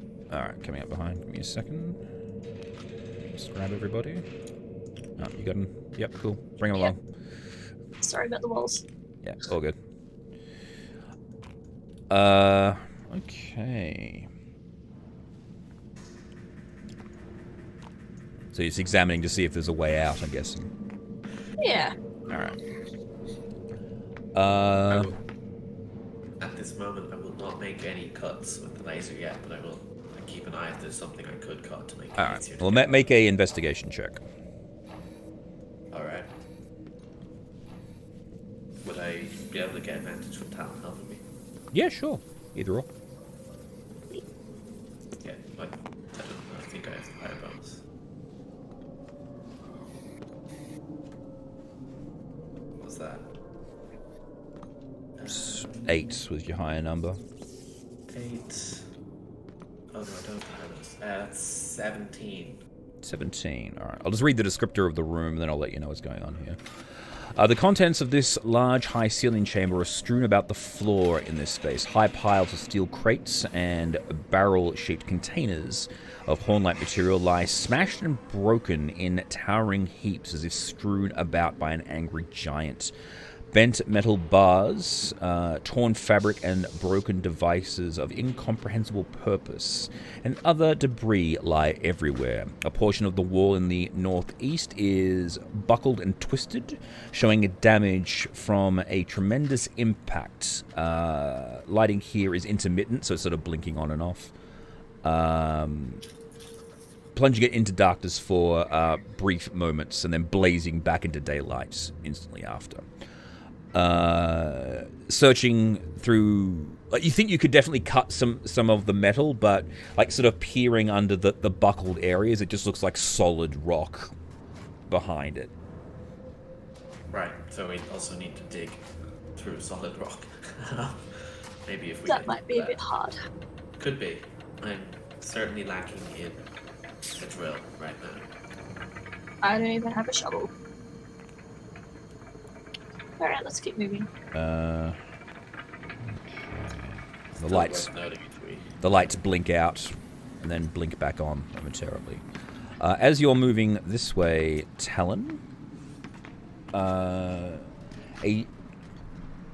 20-foot high, 40-foot wide pile of strange rectangular blocks lies here among the shattered debris in this direction.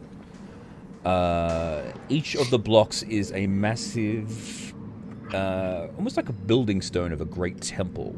They appear to be smooth and somewhat resemble blue-colored horn.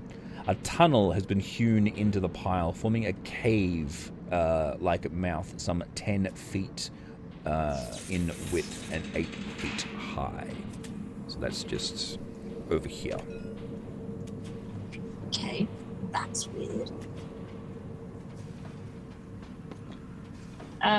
Do I recognize what, like, the stone is made of? It looks like some sort of some of the different containers that you've seen around the ship. So, looks like someone sort of taken some of the boxes and used them to fashion a dwelling or a temple, Interesting. as it states. Interesting.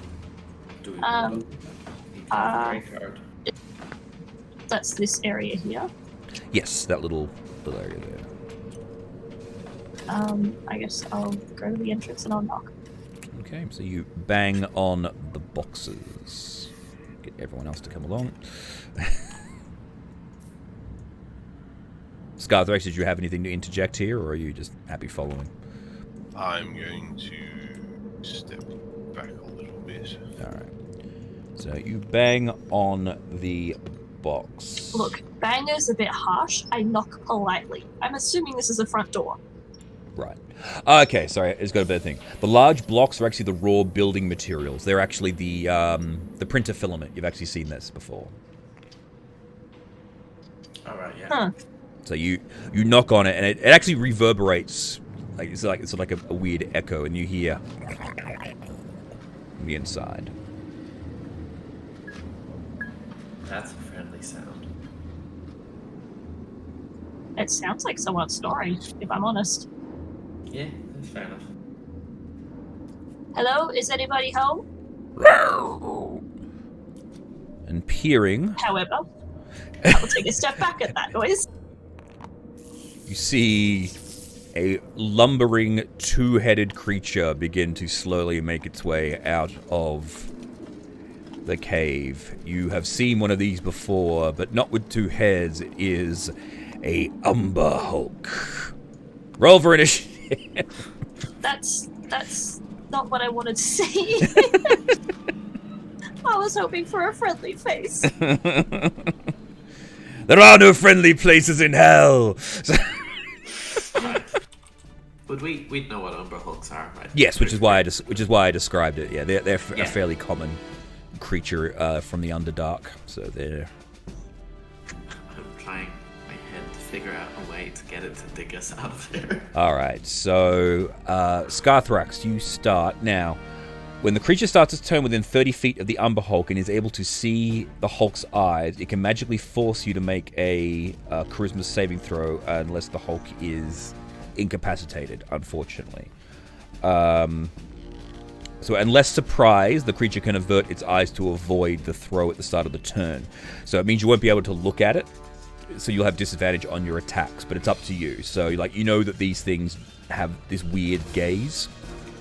So you can choose to avert your eyes and have disadvantage to attack it, or you can look at it and hope that you don't get confused by its scintillating gaze. How about I just close my eyes and breathe on it? Alright, so you close your eyes, step forward. That's not me. Yeah. Step forward, and the flame goes for it. It has to make a dexterity saving throw. What is your DC?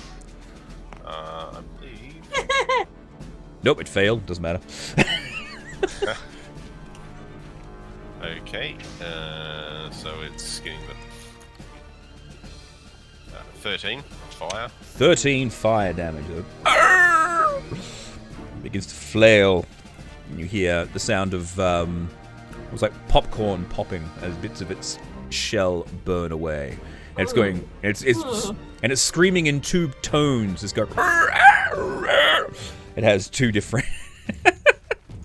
Oh shit! I think I actually have some artwork here to show you what it actually looks like. Give me a moment. Because that's an attack. That's a single attack action. Correct. Yeah, it's a single action to do that. No. Yes, here it is.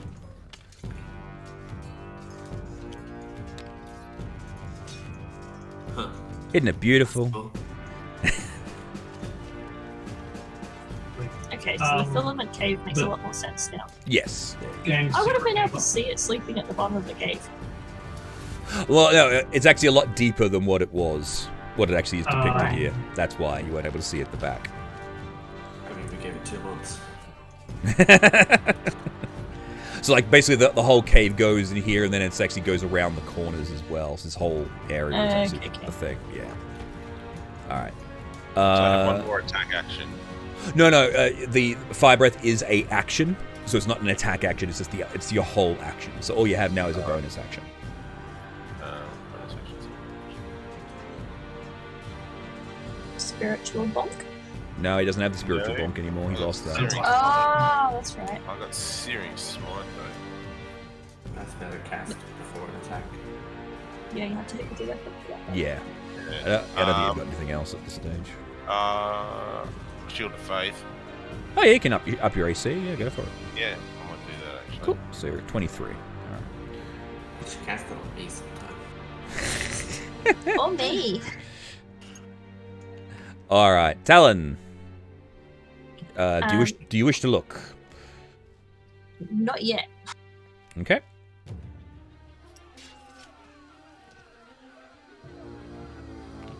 I think that was what we did. 1, 2, 3, 4, 5, 6, 7, 8. Yep, perfect.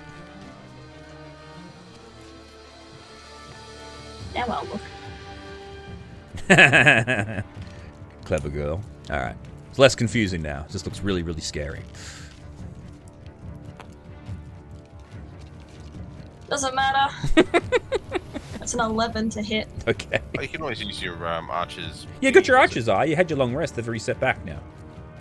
That's true. So to make it 21. Oh, you added D10. That would make it 15. 15. Is it D10 or just 10? That's it. I thought it was D10. I thought it was 10.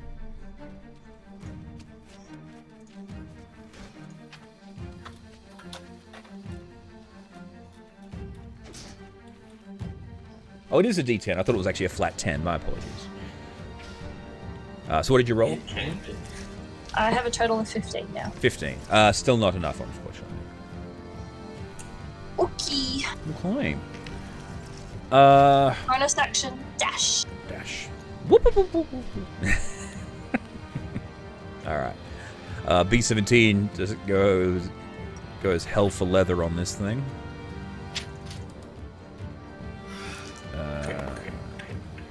Doesn't crit, however. Oh, actually, he's gonna have to make the check himself now that because he's not immune to that, unfortunately, which is kind of weird. All right, so he's confused. This program against my stuff. Yes. Why am I punching myself in the junk? I don't even have. All right, so he tries to go forward. He rolls a 4. He does nothing. So he tries to move, and he's like, oh. So that's really pretty. Just staring into the eyes of this thing. That's all he does. Yeah, because it doesn't charm you or anything. He's immune to being charmed, but that's actually completely different. So it's kind of weird. All right, cool. So that's them gone. Herbert's gonna go. You know what? Actually, they're all gonna do the thing here. They're not experienced adventurers. No, exactly not. Oh, Herbert's fine. He goes, oh, fuck this shit. And runs away. Was it 1, 2, 3, 4? Yeah, okay, cool. And Horace. Horace fails miserably. That's a 6. He takes no action but uses movement to move in a random direction. Awesome. So,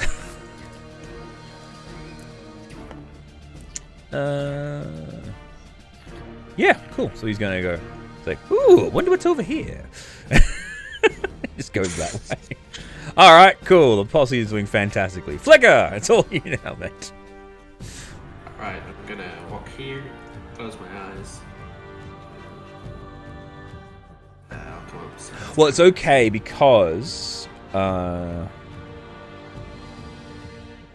at the start of the turn, if the creature does so, you can see it's not the start of it. Oh, okay, right. Sorry, my apologies. Yeah, it's fine. Yeah, so averting your eyes. Yeah. Actually, it has occurred to me that I have 40-foot range on my weapon, so I can hang back here, look at it, I think. 8. Yep. Yeah, so I think I have to move it there to get line of sight to it. Yeah. And then I will fire on it. Go for it. Actually, I'm gonna cast haste on my. Oh no, I'll just hex it Okay, it is hexed. and shoot it twice. Go for it. 20 and 27. Both of those hits.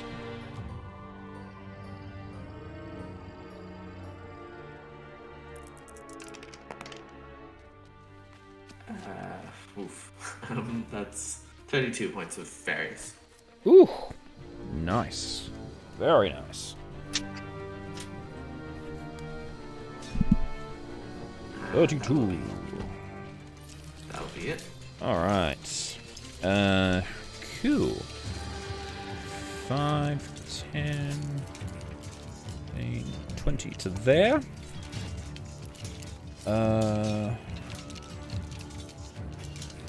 Multi-attack. Makes 4 attacks.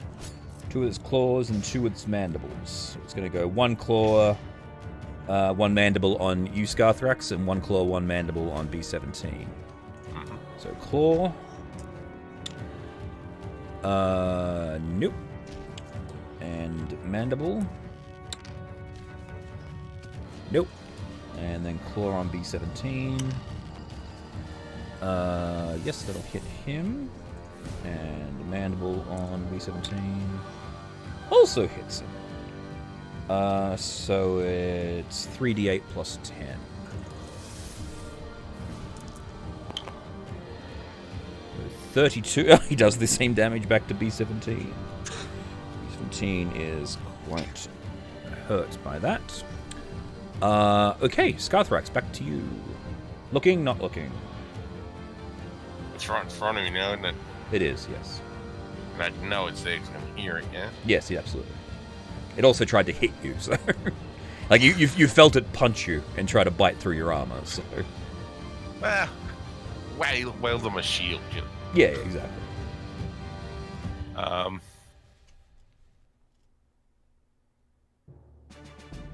Do you have that AoE? Was it Word of Radiance? Oh yeah, you got Word of Radiance, so you don't need to look to do that. You get one cast of it, but that's better than being confused and doing nothing. Yeah, true. You'll also get B17 if you don't move, I think. No, you get to choose. You choose the target. Oh, okay. Alright, yeah, I'll cast Word of Radiance. Okay, what's that save? 15. What type of save, sorry? Con. Constitution, thank you. 20, it's fine. Who's laughing in the background? I heard someone laughing. It says, no laughing matter. It's my other half. Ah, okay, right. I think that's it for you then, because that was your action. Mm-hmm. Alright, cool. Posse. What am I, chopped liver? Oh, fuck. Sorry, Talon. I always do that to you. I don't know why. You do. It's so stupid. It's just a weird thing that I keep on doing, and I don't know why. I apologize profusely. The question I have for you is, do I have sneak attack here? I Yeah. have sneak attack, or do I have advantage? You have advantage. It does... Actually, no, it has tremor sense for 60 feet, so it actually knows you're there. If you're... I believe I am further than 60 feet. At 60 will be 12 spaces. Yeah, 60 is How many 12. spaces is that? Okay. That's nearly 10. How do I get rid of... Click on the finger. Top left. There you go. Alright, I'm just gonna shoot it down. Well, you get sneak attack anyway. You have allies nearby. Yeah, but I wanted to not roll shit. Oh, okay, right. I'm with you now. That's why I 14! Archer's Eye, come on. I'm not using all my charges, I'm saving some for that squiggly bit. 2000 All right. I guess took me I'm like somewhere else. Okay, now B17. Let's see what he does for his save. Ooh, I think he passes this time. It's a charisma. Let me double check.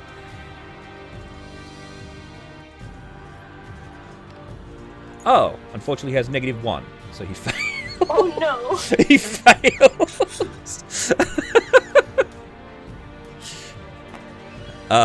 He does nothing again. It's like, oh, this is it's like, wow, this thing is really big.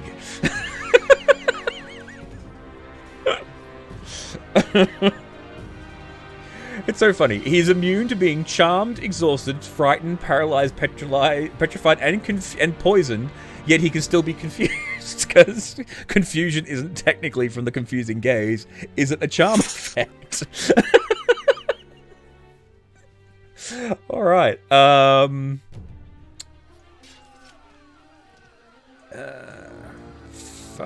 10, 15, 20, 25, 30 to here.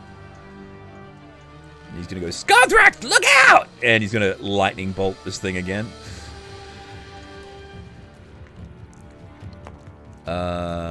Ooh, I think that's a fail.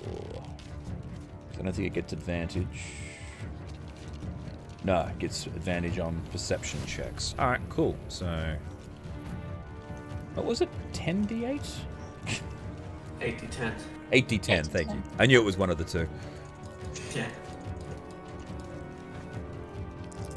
Look out, B17! 44 electrical damage. It goes... They cut that, you bastard! Alright. That's it for the posse. Flicker. So when I go closer, I close my eyes. And then I'm going to back up 20 feet. Open my eyes. And then get back within range with the rest of my movement. And shoot them twice.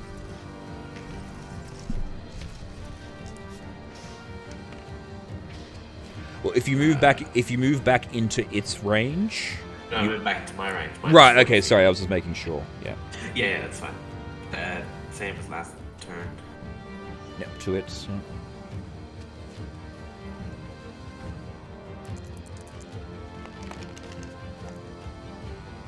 That was 8. Yeah, it was. So 38 points of radiant necrotic.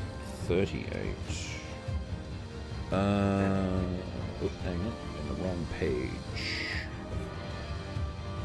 Lost my... There it is. Alright.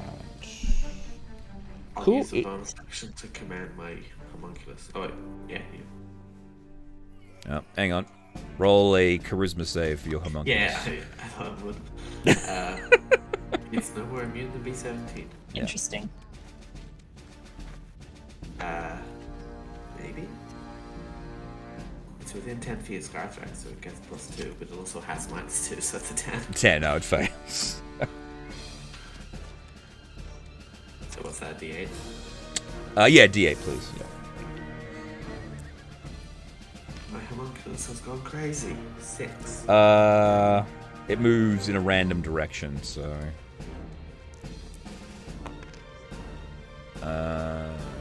So it climbs up on top of the boxes and goes over here.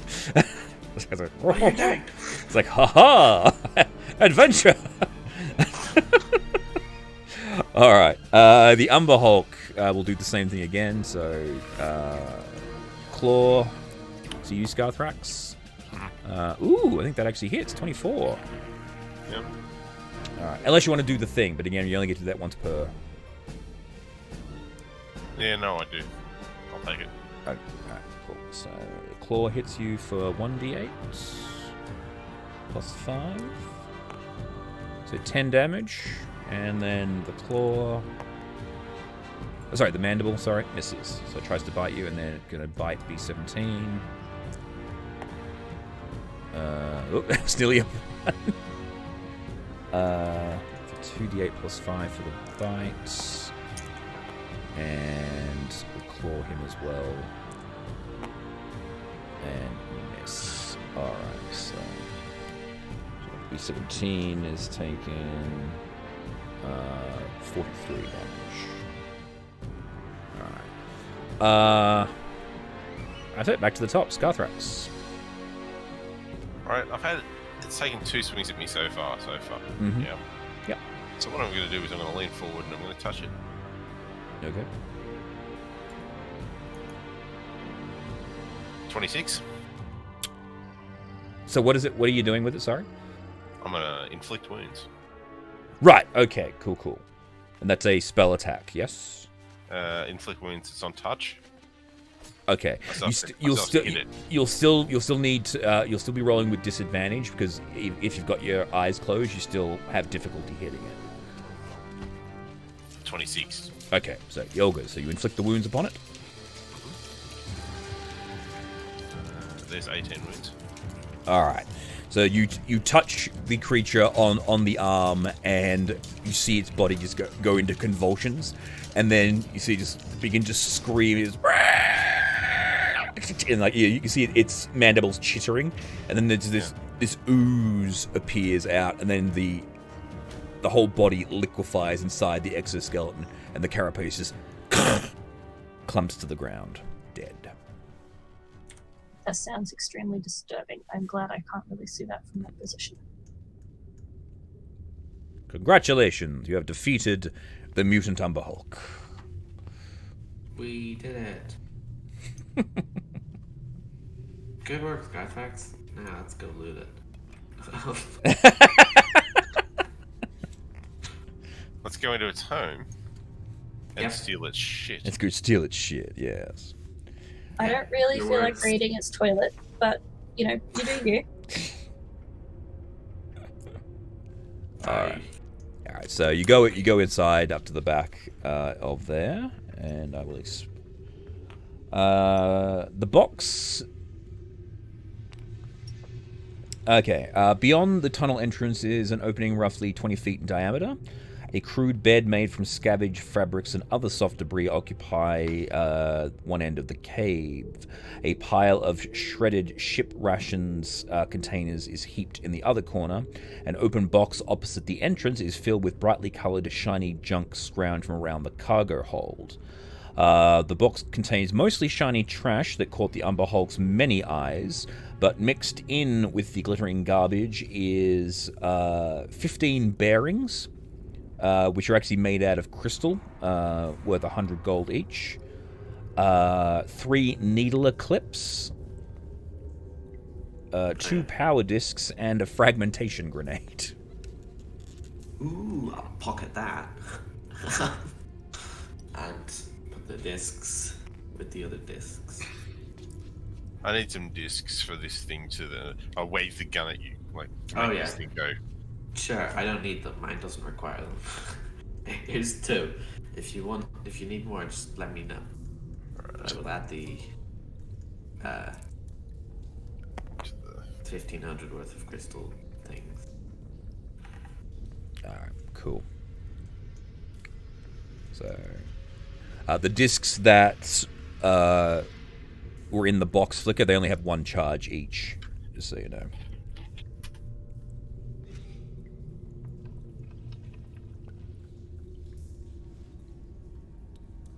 Flicker? I'm muted, so I will point out to Skyfax that his are low charge, and perhaps he should take some fully charged ones. Right, okay. Well, I will do that then. Yeah, I'll pocket the 2. Yeah. Alright, so you've I'll got just mark that on So you've got 2 of them with 6 charges apiece, and so you just slide the chip into the center of it, and it goes bing. Basically feeds in like a CD player, like in the front of a car. All right, yeah. and you see over here more debris has. Looks like the Umber Hulk has actually sealed up the wall with stones. Are there any smallish rocks that can be moved easily? No, but there are gaps. You could actually climb through it quite easily if you wanted to. It's basically like the Umber Hulk blocked it off to things roughly his size, not humanoid size. So the droids. You would assume so. Your homunculus comes back to you, Flicker. I'm yes. gonna crawl through. Alright, so you crawl through. And I am certain my armor makes me too big, or at least my ego is certain of that. So I'm gonna cut a hole. alright. So you guys can make it through Yeah. with relative ease anyway. This area. Give me a moment. Close down all these extraneous tabs. I'll be right back. Yep, no worries. I would recognize the doorway. Oh, how do I tap? How do I... Yes, directly ahead. You would recognize that's the decanting room. Yeah. I just press the tab, but Yeah. make a thing. There we go. I was trying to hold shift and it was just not working. No, yeah, tab will do it. Yeah, so yeah, you recognize the decanting room directly in front of you. The room. I know where we are. Yes, the room across from you looks like another crew quarters room. The room may have once been the living quarters or a common room, but is long Start again. The room may have once been a living quarters or a common room, but in long disuse. The furniture is made from rusting pitted metal and another now dingy material similar to leather but of great rigidity. From the state of the chamber, it looks like someone or something looted the place thoroughly. Probably an umberhook. The body, can I go check it over? You can. It has nothing on it, unfortunately. Figured, but worth looking. Yeah, absolutely. What is this thing? It's just a desk. Looked like it once had a lot of buttons and things on it, but it looks like someone's even just come in and ripped all the buttons out of it as well. Okay. Wow. Button phobia. Very serious condition. Oh, look, a peephole. Stop mocking my my rushed work. Yeah. Just to save time, all of these rooms are identical. Alright, there you guys are. Yeah, so all 4 of these rooms are identical. Just various random stuff in them. Yeah. Just a bunch of random crap. All of them have been looted. Yes. Thoroughly looted. That's so sad. Yes. Because those couches look real comfy. Yes. Well, the couches, they may have looked comfy, but as you touch them, the leather begins to break. The leather's gone bad. They've been sitting there for so long. Yeah, being oiled. Yes, the rooms were living quarters of the level staff, but have been thoroughly looted. Each contains a jumble of furniture and rotting goods. There, and from 1d4 -1 inanimate skeletons. In generally human appearance. Everything is worthless or in bad condition. The furnishings are plastic or metal, and only bits of rag and odd pieces of junk can be found. So, and if you want to make some tiny servants, there's plenty of stuff for that. Where are you going? So, I want to look down the hallway and see if I can see any robots. there are no robots, but you do recognize the area. This is right round the corner from where you guys killed the Death Drinker. Cool. Right. I will actually take a minute and lag behind and collect some stuff for tiny servants. Okay. So Do we... it's like a jump. Also, It's like a hops in the room and begins making some tiny servants. What's the rest of you guys doing? Do we want to go into a decanting room?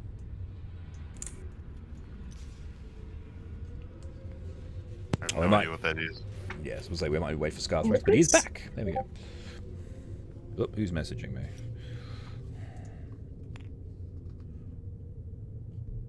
I also wanted to know the lights in these rooms. How hard are they to take out if someone else was trying to make me scared? Like, I'm going to try and take out the lights in the room I'm in while leaving the door up. As in removing the lights? As in shooting them until they don't work anymore. Oh, okay, right. It takes a while because they're actually strips right around the edges of the room. You've actually got to like literally burn away the entire thing. It's some sort of... Okay. Okay, so I can rest easy. Alright. Well, after my minute, I will go out and run to catch up with them. Yep, Scarthrax and the rest have all wandered off down the corridor. There's your homunculus. You head to the decanting room, which is... trying to remember what the door was. It was yellow, wasn't it? So, yeah. I think so, yeah. Yeah, yellow. Cool. All right. No problem. Red card. Bing! The door grinds for a little bit and then eventually slides into the roof.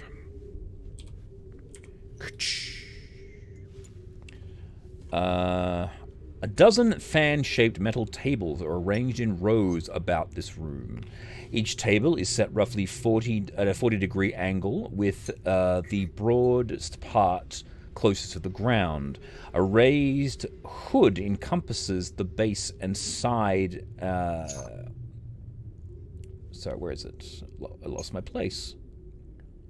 A raised hood encompasses the base of the wide bottom of a number of oil-looking ropes that run from the bottom of the table onto the floor. The ceiling is like a maze of tracks and skeletal metal arms. On one table, a hulking corpse rots, producing a foul stench that overwhelms the otherwise sharp odor of the room. And there is a handout for you. Also, you'll need to load in our posse and scarf racks. I think you deleted them. Did I? Well, I can't see them. Uh-oh.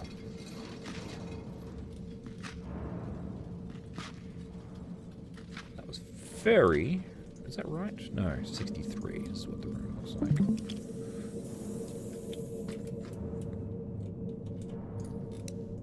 I did. Ugh, I'm such an evil DM, just deleting my players. What the heck? So that's what you see in the room. Decanting. Mm-hmm. He doesn't look too good. Gotta say. Are they taking bodies and then sucking all the fluid out of them? I think so. There's no limits to Squiggly Beard's depravity. There's more over here. The body is on this bit here if you want to investigate it further. Yeah. Are you sure? Sure. Or Tal, do you want it? I can. I'm gonna Yeah, hold you're my a little bit. nose though.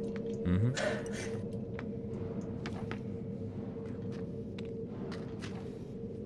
Is there a control panel thing there in the center? Yes, there's a lot of words that you don't really understand, but most of it lists like, beginning procedure, activate, start, and like different knobs that have strange words that you don't quite understand. So the lowest I can roll for investigation is 20. Okay, what exactly are you doing? So how are you investigating it? I am using my longbow as an extension of my arm, Mm-hmm.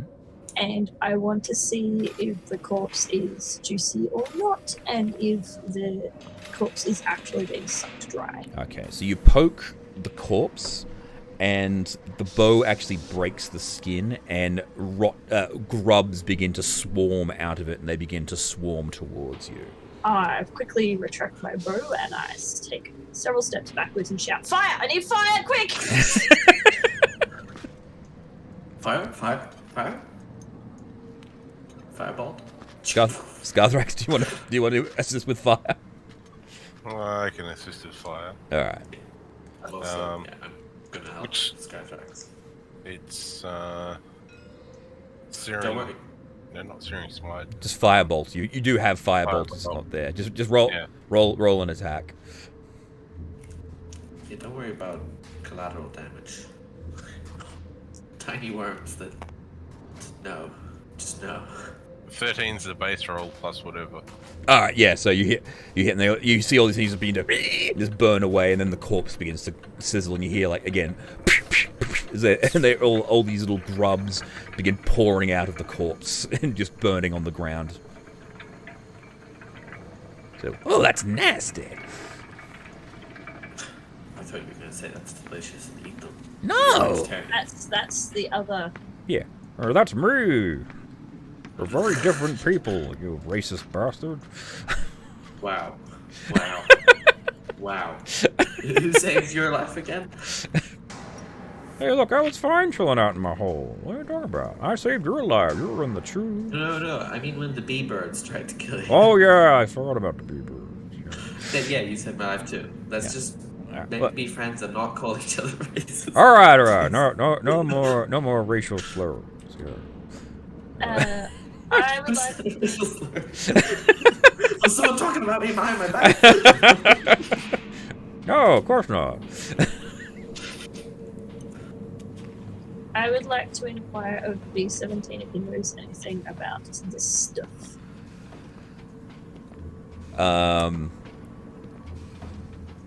Yes, actually he does. Yes, this accounting room was for different people that were stored in cryostasis in order to remove their fluids for storage, and then also to put their fluids back in once they've been thawed out. What? Necromancers ran this ship. It's clear to me. Poorly, yes. Storage people?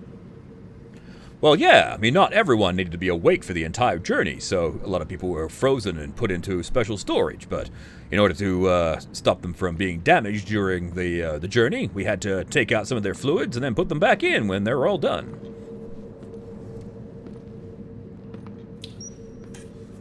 I'm really uncomfortable and I'm going to move away. As the popping is going on, a thing falls out of the corpse and clangs to the ground. I should just mention. Hang on, Talon. This is a job for Homunculus. Go get it. Homunculus reluctantly Okay. goes forward. It brings you a strange device. Let me get the descriptor on it. A device. I love devices. Yes, you're all about the devices. This is a... No, it's not the powered armor. It's not the powered exoskeleton. It's not the portable spotlight. It is this. The object appears to be a pouch-sized disc with a concave blue-black glass bead set into the center of the device on one side. The bead can be rotated a half turn in either direction. The other side bears a springy metal hook that rests flush with the device's backing. A small rectangle is set into the edge of the disc. Depressing the rectangle causes the disc to split open, revealing a space where a power disc can be inserted. It's going to take me all of 6 seconds to do that. Yeah. Instant slam. Slam one in. I'll put the single charge power disc in. Okay. So you pop it in there. You find the on switch.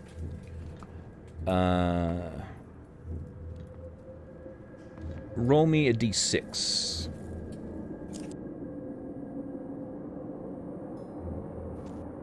All right. 4.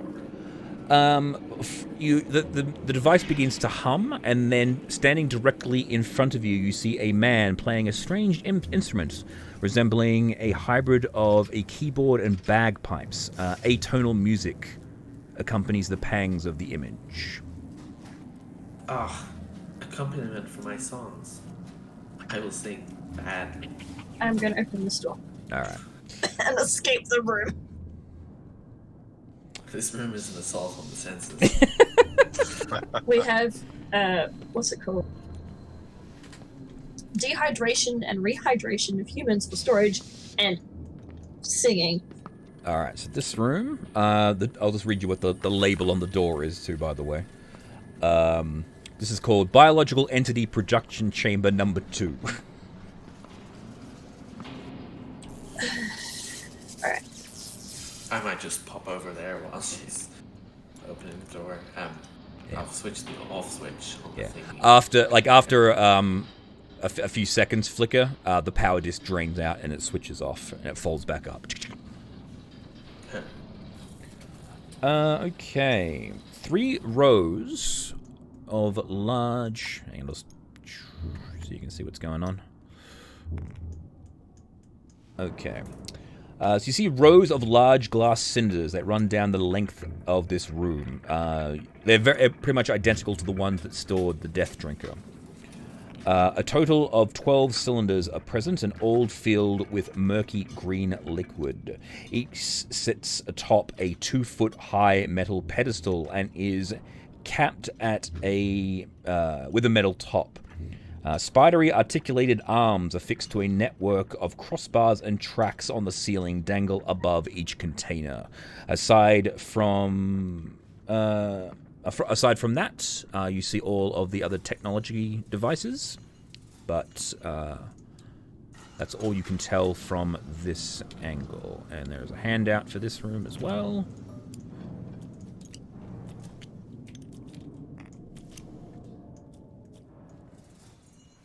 Weird. So the tanks don't look the exact same. As the No, well, again, I couldn't find tanks that looked identical, but these were close enough. So, Yeah. No, they're good. yes. Scarfax, you're not getting any more weird vibes from them this room, are you? No, No, nothing. Alright. Nothing really. If you get any more weird vibes, let us know. Will do. As you get closer, Talon, the ones down the far end of this room, you actually notice they have bodies inside of them. Actually, these ones too do as well. Actually, yeah. So as you get closer, you can see like the outlines. The murky water sort of becomes clearer as the closer you get. On the ones closest to you are strange-looking creatures that are almost like an amalgamation of a human and an animal, like a humanoid body with a rabbit head, or a humanoid body with a strange beaked head. There's like really weird amalgamations, like someone's been gluing multiple types of people together. And there are more figures, but you're not close enough to recognize them in the background here. Sorry, I'll be back in a minute. Okay. This is very strange, people. Are they able to see us? Are they, like, showing signs They're of not showing any sleep? signs of movement. They look like they're asleep. They're also like coiled up in the fetal position. Okay, I want to look at the control panel and see if there's anything legible there. All right. This control panel just has logs of different experiment types. So you've got experiment type A, biological entity splicing the DNA, and you don't recognize what the creatures are, with human subject results stored in a different registry number. However, scrolling down, you notice the names. They don't list as biological entities. They register as intruders, and then beginning to do numbers. And a lot of the numbers say intruder, experiment failure. But then you see the last 6 entries say active. What numbers are they? Probably. Let me see. Looking at entry 103, 104, 105, 106.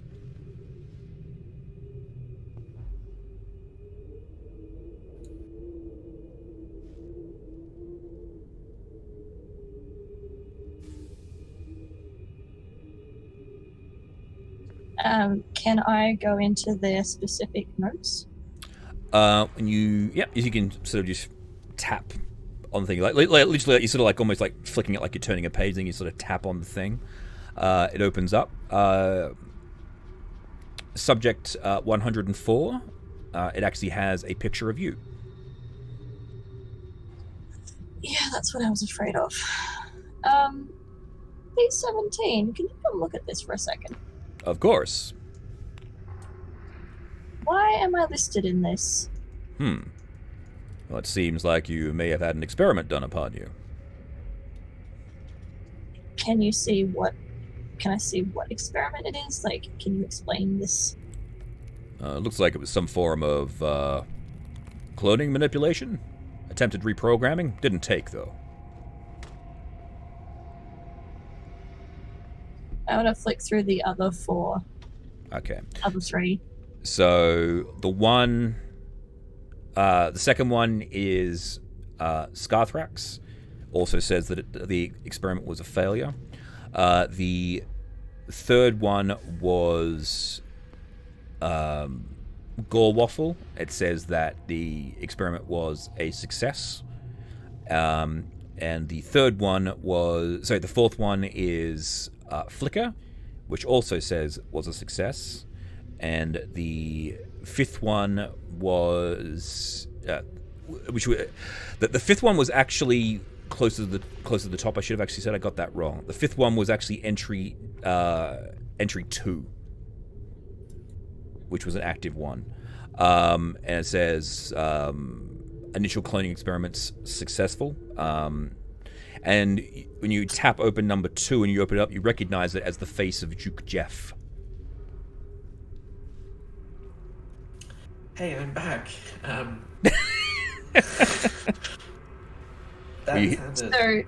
So, success on Duke Geoff. Success on Duke Geoff. Success on Gore Waffle. A success on Flicker, with an in progress listed, and a failure on Scarthrax.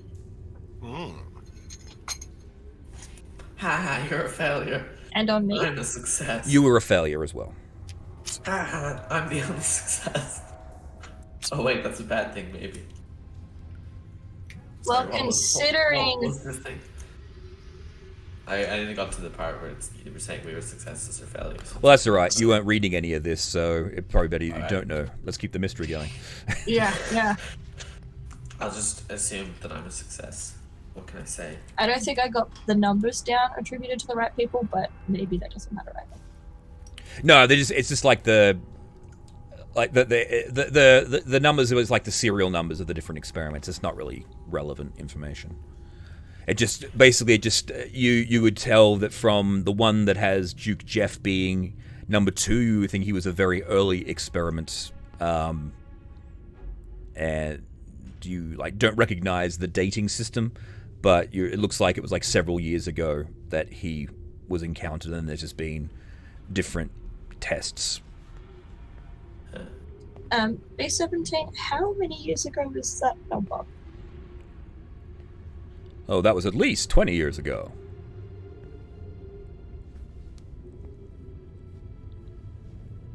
And you would know that... what sort of experiments did he go through? I'm going to look through his file. Duke Geoff, his was a successful clone and reprogram. The Duke Geoff we talked to had only had a problem for a few years, though, right? Like the monsters from in here had only been coming out the last few years, according to him. Actually, it's been going on for about 25 years. Oh, okay. Right. Did he ever mention going in? He did not. But he did lead one of the initial expeditions that discovered the cave. Oh. Yes. So, sounds like Of course he did. What does that mean? Well, it's metagaming, so all good. Oh, all right. It's suddenly a lot starting to make sense. And I'm like, oh. It's like, the plot comes together. Yes. Well, I'll just be clueless here. I'm gonna. I want to flick to the other logs that are about the same time as Duke Geoff and 2,400 experience with capturing people this. and stuff. That Hang on, your husband is over talking you. I want to look at the other people that came in with Duke Geoff that are in like that batch of experiments and see who else was in his adventuring party. Right. Okay. Their names you don't recognize, but they a few humans, a few elves, a dwarf, a halfling. You recognize like the species by their images. They were also attempted to be cloned. The only ones that were successful were the humans were the only successes that they had. All of the non-human species weren't able to be cloned. However, when they attempted to once the experiments were failures, they terminated the original result, the original source. So if they couldn't clone the body, they would just kill off whoever it belonged to and dispose of them. However, the different humans that were successes have since succumbed to different ailments, which is why they've been listed as failures. Hang on a second. But mine was not, the flicker one was not a success. I mean, it was a success, yeah. Yes, but again, you don't know this because Talon hasn't told you. So I've probably spent like a good 15, 20 minutes reading. Yeah. So, like, if you guys want to look around the room while Talon's doing that, you're welcome to do so.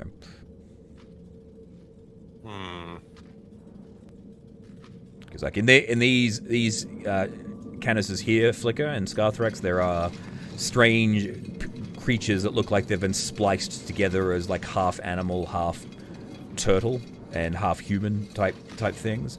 And there are creatures up the back here that you have yet to see close up. So. Oh, I might wander back and have a look. All right, so Scarthrax, you have a look back here.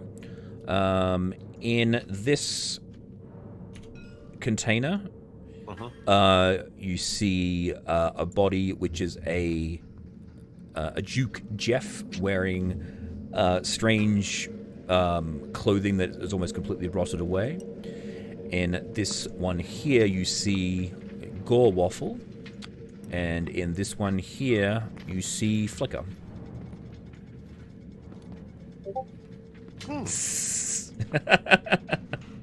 Who's messaging me? Nope. Okay. Someone is. Oh, I just posted something in the Discord that this reminded me of. Ah, right. I'm with you now. Hey, Flicker, you might want to come over and check this out. Yeah, actually, very much. It's very much like that scene from The Incredibles with going through all the different people. Terminated success, terminated success. Who does this remind you of? Flicker, inside the tube, you see yourself. Oh. Does he have a shadow? Light on him. You shine light on him, it just reflects off the glass, you can't tell.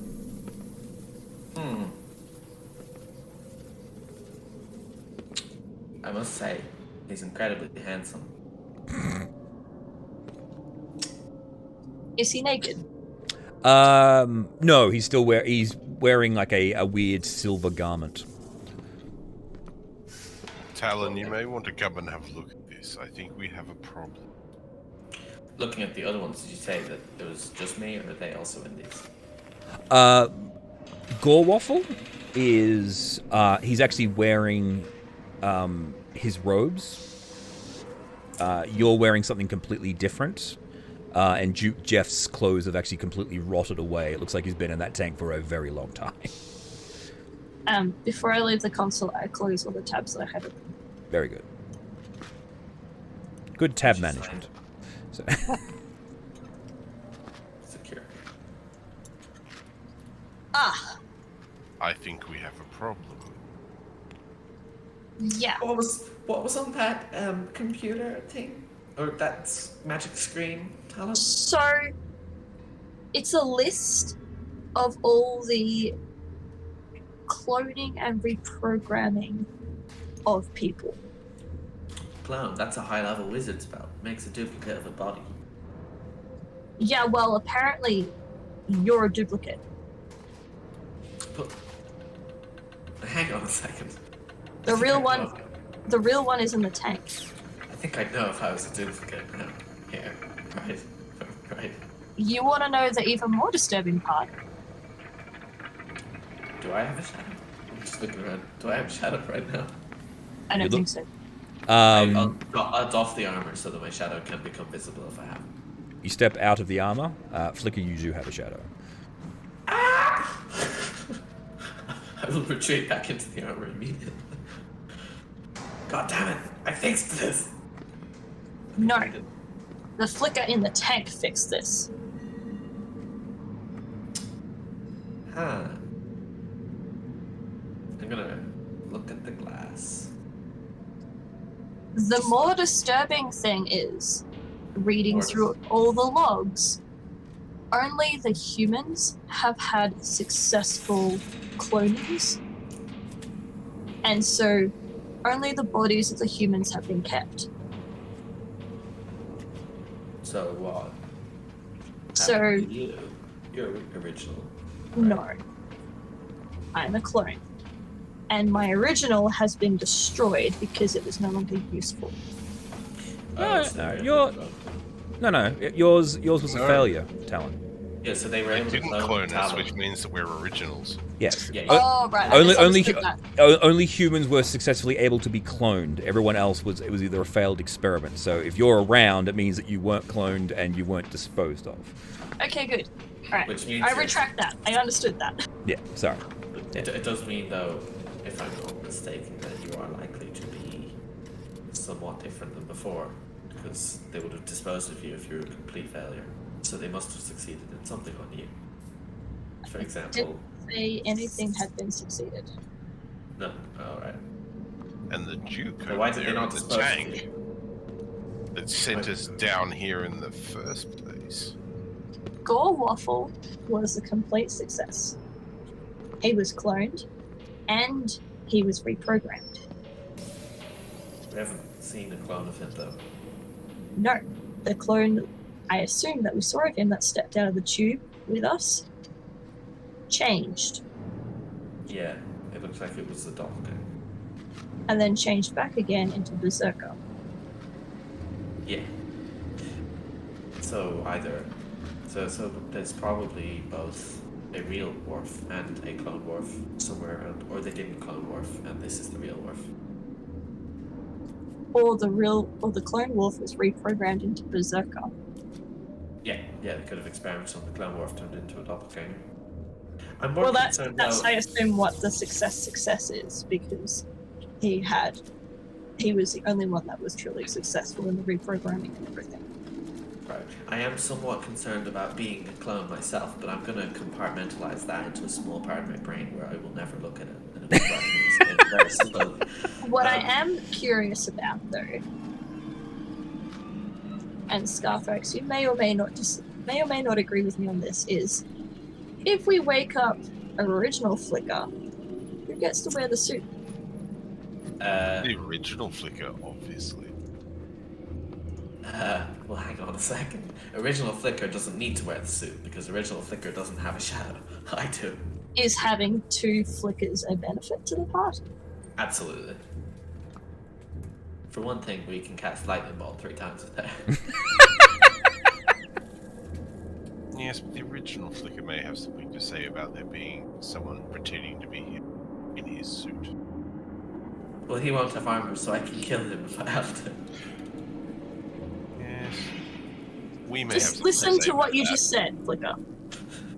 I'm not dying. But you Well, will if you kill yourself. B-17. I'm I not. think it's I'm, weary. he's not me. I'm not him. Yes. I will come up with a new name. Would you be able to revivify someone of these tubes? Say, if you had to. Oh, the process is relatively straightforward. Just need to activate the program and let it run. Can you do that? Well, I can. Who would you like me to revivify? Flicker. Now, Flicker's going to need his armor. You're going to have to step out of that stuff. He goes over to the console on this side here.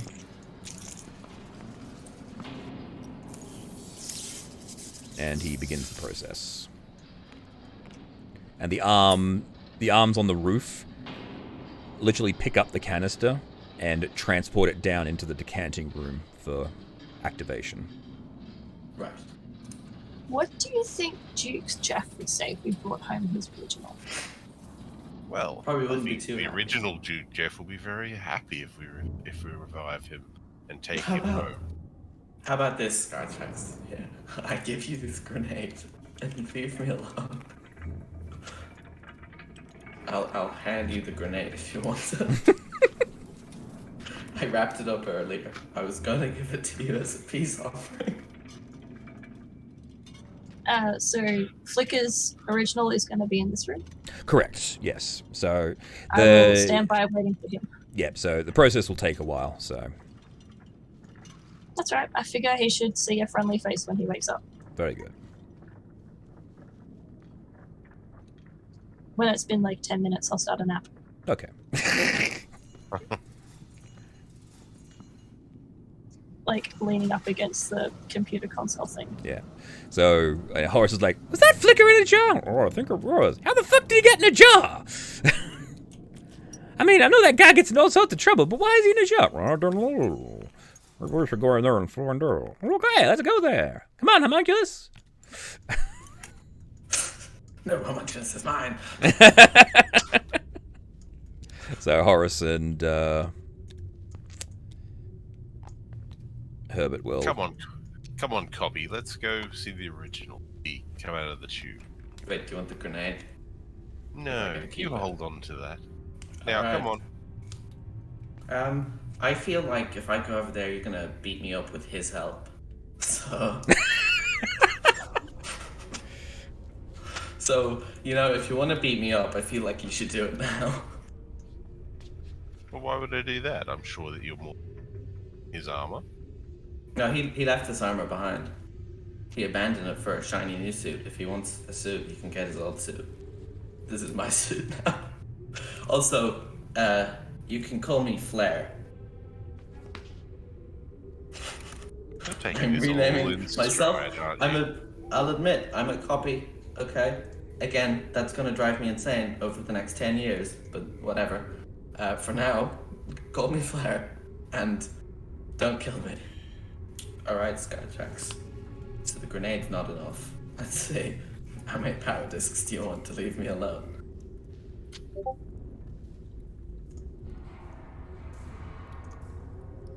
Flicker has entered the bargaining stage of grief.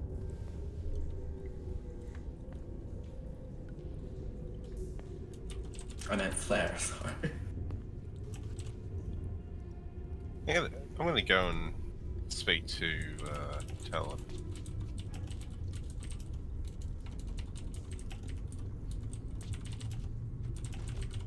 Alright, where are you? There. Ah. All right. Walls are such a dangerous hazard. I know. It's part of the danger of this place is the addition of the walls. Flicker, what are you doing? B-17 is just, Standing by. yeah, he's just waiting, basically. Right. We're gonna go over. And, I think he's a more reasonable guy. I'm gonna decant Worf. Or follow whatever it was. Or get B-17 to do it, actually. 'cause he Okay, knows yeah. that. So B-17 activates and begins the process to decant Worf. Yeah. Okay, so... And were we able to tell, are there any other, from what I heard from Talon, was there anything else that had succeeded in one of these other tanks? There were different... you see in these three here, across the back, behind you, there's basically smaller, like fetal type things that it looks like they're currently being grown in them. And then all the other ones here are the strange rabbit and dog-headed creatures. And the door across from here is Biological Lab 2. Right, yeah. Okay, so I don't wanna do anything with them. And these 6 are the same on the other side, yeah? Yeah, so the ones that are on Yeah, this side, they're the rabbit-headed, weird biological. Oh, okay. Yeah, the Type A and Type B biological entity experiments. Okay, sorry. I'll look around, just maybe keeping an eye on progress, and I'll come up here. Okay. Maybe have a look through the computer myself. No worries. Yep, so you can do Verify that. the truth. So Flicker is decanting on this table here, and a short while later, Worf's tube comes in and begins to decant as well. Do we have any idea how long the process will take? B-17, he's coming on, and he overhears that meta comment and said, the process should take roughly an hour. Shall we rest? It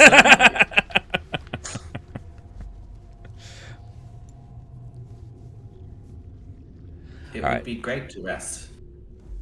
I say, not taking off my armor. Yeah, it's a strange thing, Flicker, 'cause, like, you haven't actually bothered to look for your shadow for such a long time, but you notice that it's there, but you also don't feel any ill effects. You feel fine.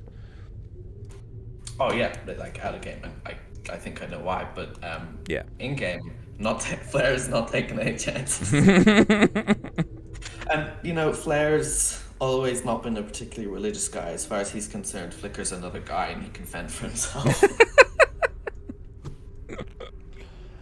I'm trying to think. Oh, yeah, this door here. Oh, yeah, that's just a hallway door. So. But let's see what rooms are listed on the other side of the room. Okay. It says this door here says through to Nutrient Administration, Tool Forge, and Diner.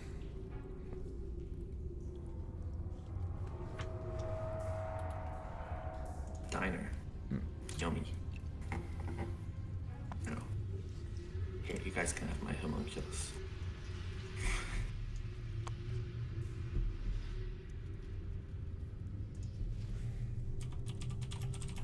Thank you. It obeys me, but it's there to watch you. Well, you're about to wake up, so that'll be interesting. No, I created it. It obeys me. He has to create his own ones. You are the same person? I mean, I don't know. Yeah, maybe. My beliefs is he's got his own soul or whatever. I don't know. Yeah. Shoot, he's the one who saved Herbert as well, not me. I owe Herbert. Damn.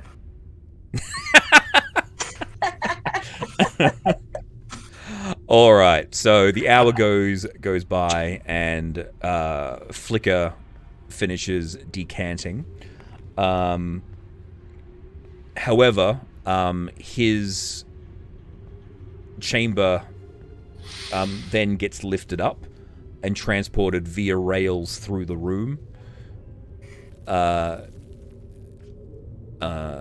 Sorry. He finishes decanting, but then the table seals up. It lifts up on the rails and actually travels along the rails and then goes through a small vent in the wall over this side here. Ah, he's getting away! Quickly, let's follow. Oh no, it would be a shame if he died. I will open the So door. sad. And B-17 says, I believe it's being taken to Nutrient Administration. Here, Scarthrax, the homunculus can hitch a ride on you. You don't mind?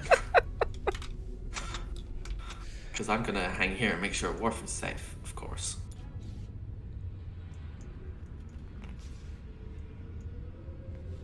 Scarthrax. Sure. Alright. Horace says, yeah, I'm gonna stay here too. I like that guy. He was always very kind to me. He made me big and strong. And Herbert goes, I'm gonna go with you guys. This is too weird for me. Oh, do you want that grenade? No? Okay. No, you keep the grenade. Alright, so you guys come to... Delete them. Sorry? Like, don't delete them. No, I was copy-pasting them. It's easier than moving them a lot of the time. Yep, so you come around the corner, you throw the arrows. This is... Oh, yep, you're in there. That's fine. Welcome to Nutrient Administration and... Nutrient Administration. 24 slab-like tables are positioned evenly about this stark white chamber. Above each of the tables is a gleaming metal post hanging 4 feet over the table. 3 skeletal articulated metal arms, each tipped with a sharp-looking barb extended from the post. Extended from the post, sorry. A dark glass plate is set into the side of the post at the bottom, facing away from the table. And here is the handout.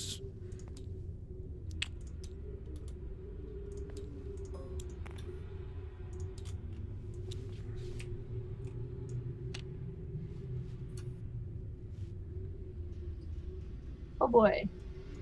And you see... I was looking at that upside down. Thought it was a bunch of computers with arms. on the floor. Oh, they are, but it's the other way around. Yeah, yeah. Okay. And Flicker. Sorry, I got it. 1 second here. Ah! Where are you, Flicker? You've moved. Oh, there you Oh, are. I'm over here. Yeah. I was catching up after a second. Yeah, Flare. There we go. Yes. There we go. He's on that table. Go. Ah, he won't fall in the right direction. Yeah, rotate him for me. Thank you very much. You've got the ability to do that. He's on this table, and you see the arms, they lower down, and they inject him into different parts of his body, and you see a fluid begin to flow through pipes into it. And Flicker actually looks a lot healthier than he has in a very long time. Actually has some color in his cheeks. I look in with jealousy.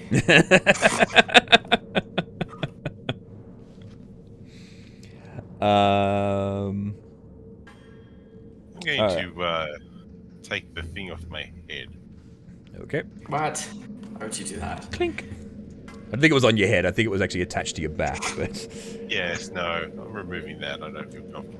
all right. So he gets given his baseline injection, and then the ample metabolism injection, and then thirdly, he was giving the hostile environment deployment injection. Okay. Cool. All right. Done. Dwarf come in. Yeah, and then It's like Worf. It's a mainline shunt of adrenaline straight into the heart. Yeah, and then a few moments later, he begins to blink and comes to consciousness. Where the hell did I put Gore Waffle? Hi. Oh. Yeah, just give me a second. I will say though, I'm absolutely loving this tension. It's great. I'm a humanist. You could cut the tension with a knife in this game right now. Look, that might end up happening. I wouldn't joke about it. I know. All right. There he is. The legend. He's a bit bigger than He's he bigger than I remember. Yeah, he's actually on proper size. Lay him down and I'll shrink him to the correct size. There we go. So, I will go over to him. alright. The real me. I don't care what you say, Talon. The real me will look up to you. Then Flicker wakes up. He's like, good morning. Where am I? Where's my armor? Why am I naked? Hey. Breathe. Okay, alright. Yeah, sure. Ooh, it's bright in here. I like it. It is. You've had a time. Really? What's the last thing you remember? Getting beaten up by that big robot.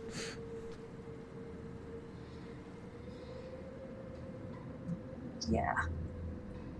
And then, So, then I woke up here. we were out for 2 months. What? Really? So, what? What? How? You remember Wigglybeard? Yeah, no, I remember him, yeah. Well, apparently he put us through a process. What kind of process? Took Let's our just- bodies, put us through cloning and reprogramming.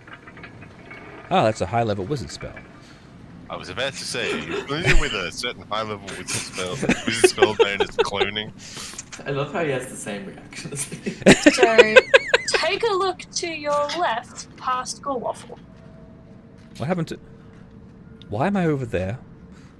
You're a clone. That's What? your clone. I'm a clone? How can I be a clone? They have no He's proof the who's the clone. clone. They just don't like me. Oh, Just like they don't like you. You What? know Scarthrax was trying to kill you the whole time. What? Why would Scarthrax want to kill me? I haven't done anything to him. It's not like I No, interfered you with his haven't. mission. It's not like I've interfered with his mission at all. What mission? He never told you about a mission. I'm going to be moving towards the other Flicker. Flicker or Flare? Flare. flare, okay.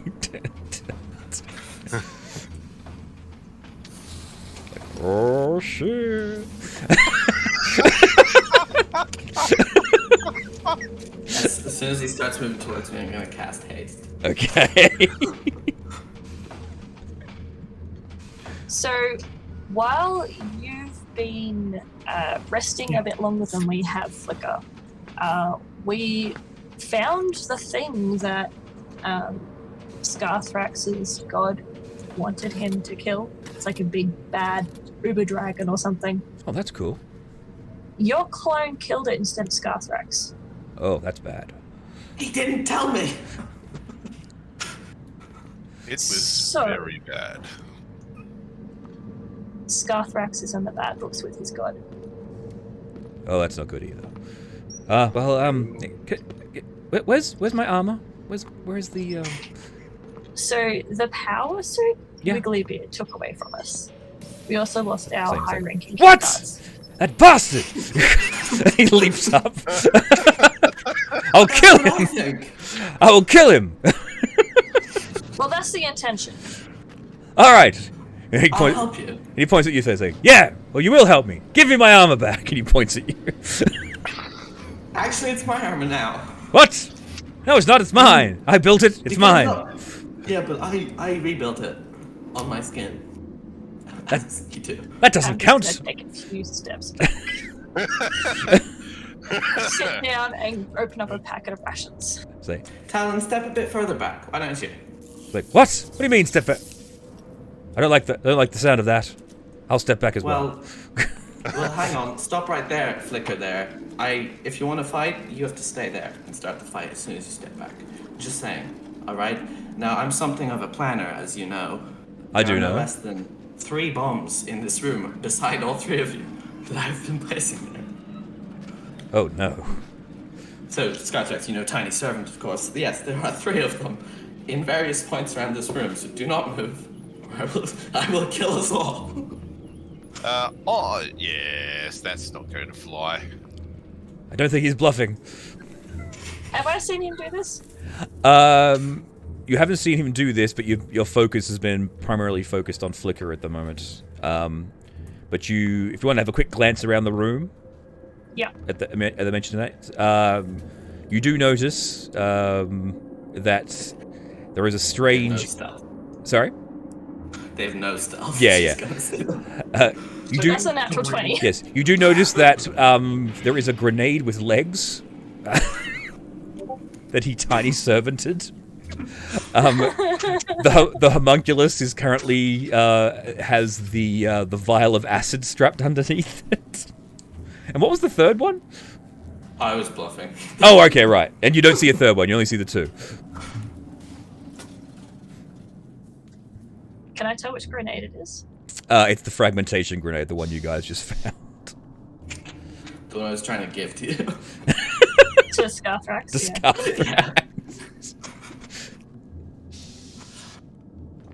I'm gonna go over to the fragmentation grenade and pick up the tiny creature, and I'm just gonna walk it out of the room. It's over. It's over here. It was actually a strap to Gore Waffle. Yeah, as soon as you get there, I'm gonna say, hey, stop, or I'll set it off. I'm gonna look at him, shake my to go head, back, and it's I'm gonna probably- pick it up, and I'm gonna walk out. Okay, I mentally commanded to. I move back and mentally commanded to explode. All Like, right. as she's getting closer, I'm moving away from it. Does this count as a trap? Sure. I think that counts as a trap. Yes. That's alright. I've just cast Shield of Faith.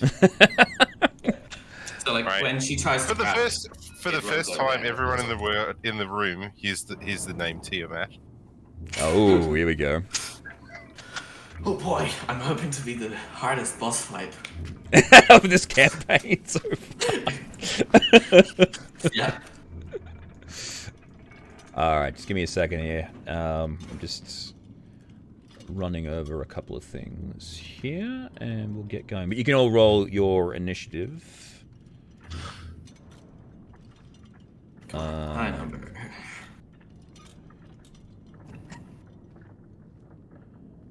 So my plan is to disarm the trap. The trap I was basically prepared to launch as soon as you got near it. I don't think it would Yeah. be like it can set itself off. It has arms. It can just pull up and twist the knob. Yeah. But I can also catch its arms and stop it from No, twisting. but like as soon as you get within 10 feet, it twists it. Right. I guess then at that point it's down to reflexes. So you guys will be so that's the 10-foot range there. Yeah, so I wouldn't get out of it, but Yeah, so you'll be caught in it as well. So basically everyone's going to get blown the fuck up.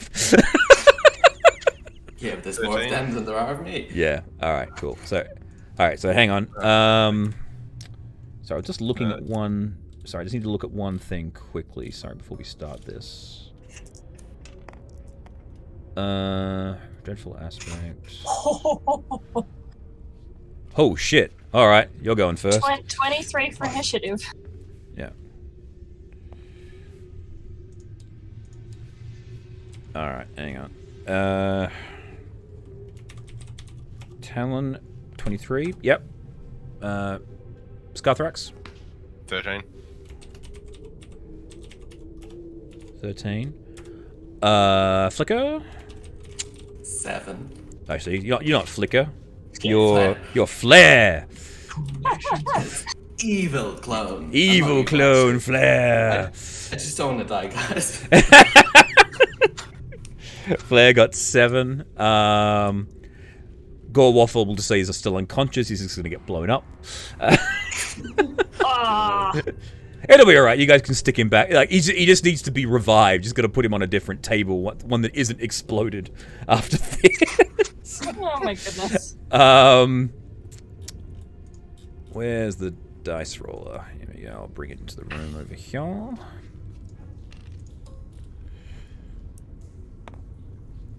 Okay, so Flicker gets... +3. Yeah, +3, is it? Yeah. So 15. The posse... They'll go on 16. Woo! Surely they're my friends, right? They're not going to try and kill me as well. Right? Well, yeah, they don't know what's going on. They'll wait to see what's happening first. They've sort of been watching what's happening. And unfortunately, B-17 is unable to attack either of you because of his programming. Because you both you have the same DNA, so right. so he That's can't, handy. yeah. So his targeting systems will not allow him to harm you. So Or you.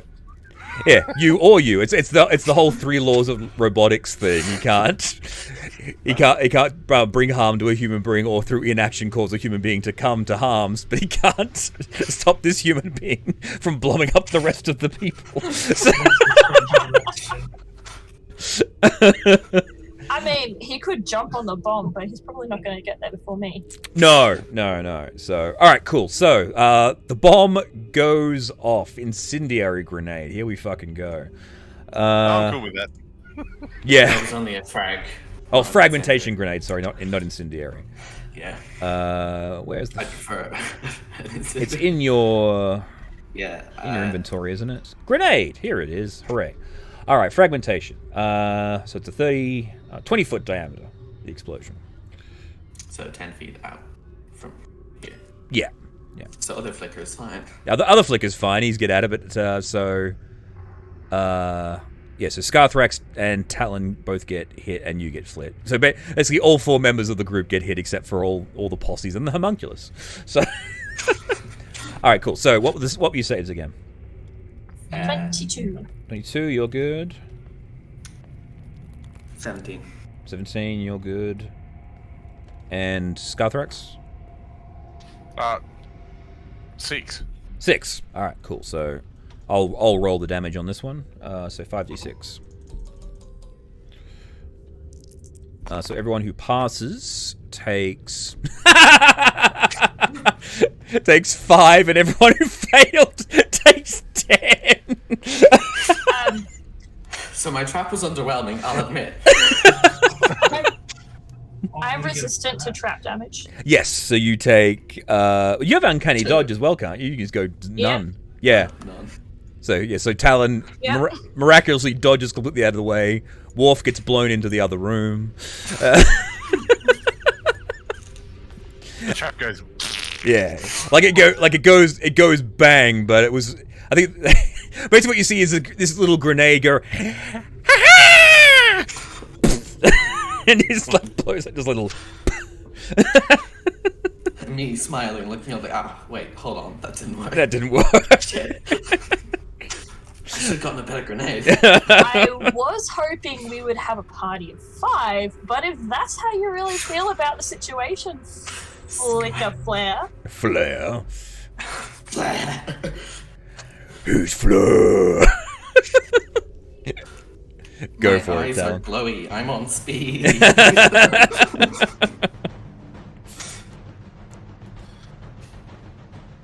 Come on.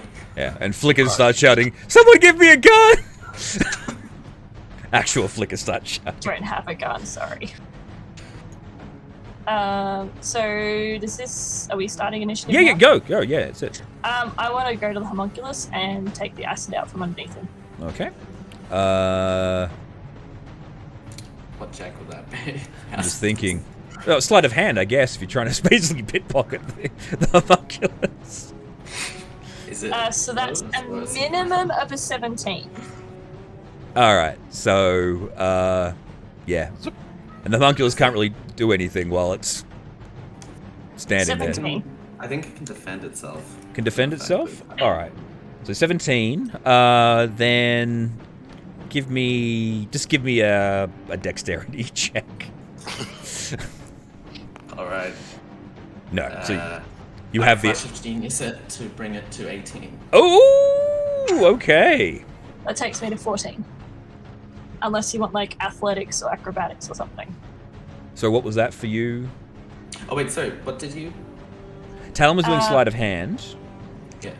Which would take me to 17. 17, yeah. Yeah, it was just doing a flat dex check. And it was doing a flat dex check to avoid, because it can defend itself. Okay, so that would be 14.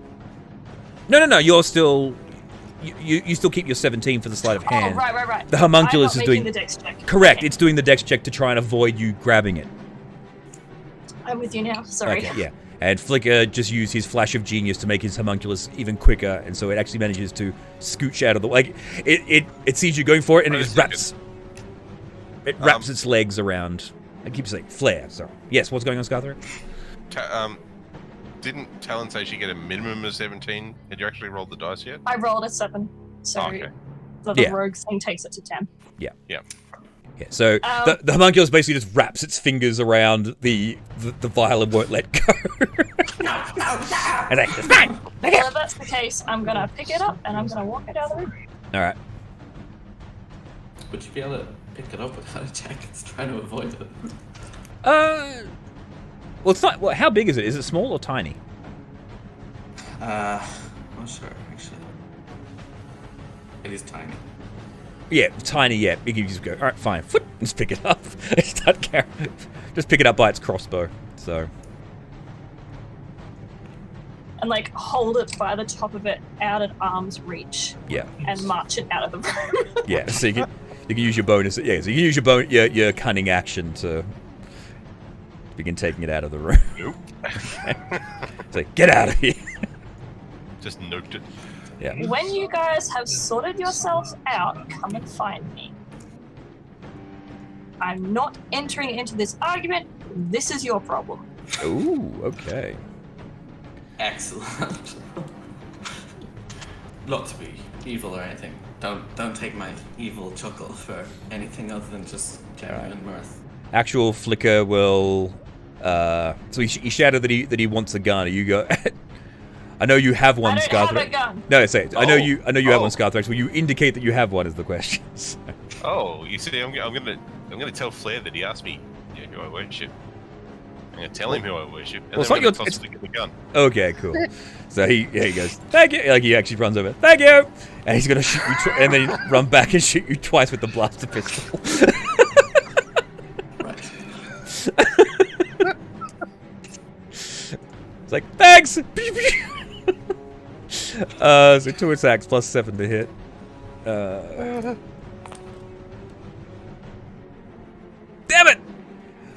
That armor's really effective.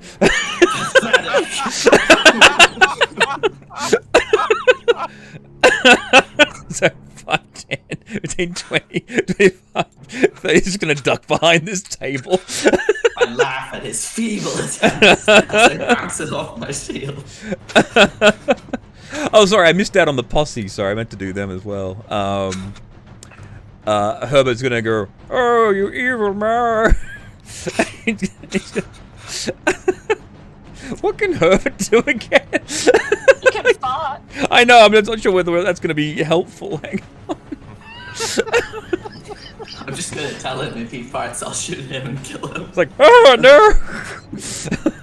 After defensive reaction, he's gonna be like, "Oh no!" Yeah. Alright, hang on. It's gonna be the Each creature within a 15-foot cone, dexterity saving throw, poisoned, a creature that can remove... Okay, they count as being poisoned. Yeah, that's alright. He's still gonna do it. So... I was like, no! Give him back his armor! It's so cool! Dex save, yeah. Yeah, dex save, yeah. Oh, pfft, yeah, fine, you dodge out of the way of that. It's like, oh, should have 15, 20, 25. It's like, I'm sorry, please don't kill me. Don't worry, I can spare a shot. And Horace is gonna go. It's like, hey, you asshole! And he's gonna shoot you with lightning. Say, you blew up Wolf! I like that guy! Oh, jeez, look at the whole crew. That's a fail. Sorry, I was gonna find. Oh, it hurts. Look, I just want to point out, up until the point where you were like, I'm gonna blow yours all up, you were winning this pity vote. Yeah. They were trying to take my armor. Also, yeah, Flair's not particularly sane right now. He is literally on speed. Yeah. Oh, hang on. What does haste do again?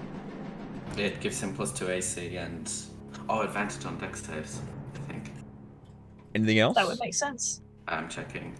Extra action. It's advantage on dex saves, +2 AC, and extra action on my turns. That can only be used for one weapon attack, dash, disengage, hide, or use an action. Oh, cool. So, because Flicker actually has haste due to the metabolic booster that he got given. So He can't cast spells. no, he has haste. Right, yeah. When he was injected with the thing to make him wake up, Right, he's actually got haste. So So one more attack. yeah. So, but first things first, do your Failed. Oh, wait, 11. I don't think that passes. No, that fails. All right, I cool. don't have another flash. I can't use Flash of Genius yet, so. All right, here we go. Ha ha ha! Here comes the 8d10. Low number. Too many numbers. Ignore the last number on this roll. So 51 minus 9. 42. Yes. 42! Alright. And then Flicker will shoot you with his hasted shot. Hang on. Oh, Sorry, that rolled mine in with him. I'll roll it again. Hang on. Neither of those hit, though. Yeah. All right, fine. Hey, it's 20, isn't it? Yeah, you've got. It's 25 right now. My AC. I passed concentration on haste. All right, cool. No worries. Cool. That's the posse done. Flicker's gone. Scarthrax. Now you get to be menacing. So. Yes, now. Yes, the whole. Well, ask me who I worship. Her name is Tiamat. Walk over and begin the wailing. All right. Now you have a thing here. I'm talking about. Tiamat! What you meant by wailing? And her name is Tiamat. So, okay, sorry, this isn't correct. Hair metal starts playing. Yeah, okay, something messed up because you're supposed to be an Oath of Vengeance paladin, but you're still currently an Oathbreaker. So when we were doing the changes, it obviously didn't stick. So give me a second here. I'm just gonna fix you up. Oath of Vengeance, you say? Oh, Yes, shit. Oath of Vengeance. I know what they do. Yes, they fucking hurt. One specific person that they don't like, and you happen to be that person right now. Sacred Oath. All right, yeah, there you go. Vow of Enmity and abjure enemy. Those are the ones you want. So, as an action, you can choose one creature within 60 feet of you that you can see to make a wisdom saving throw. On a failure, it is frightened and its speed is reduced to 0.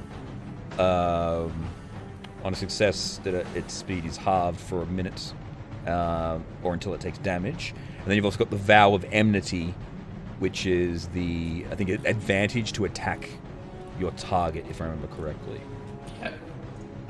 Yeah. So you can bonus action Vow of Enmity with your Her Name is Tiamat. That will count. That's the one. Yep.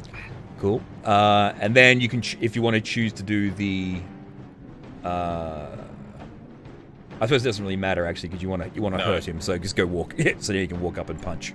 So you get advantage on all these attacks. All right. Oh dear. Let's go. Let's see if my armor lives up to expectations.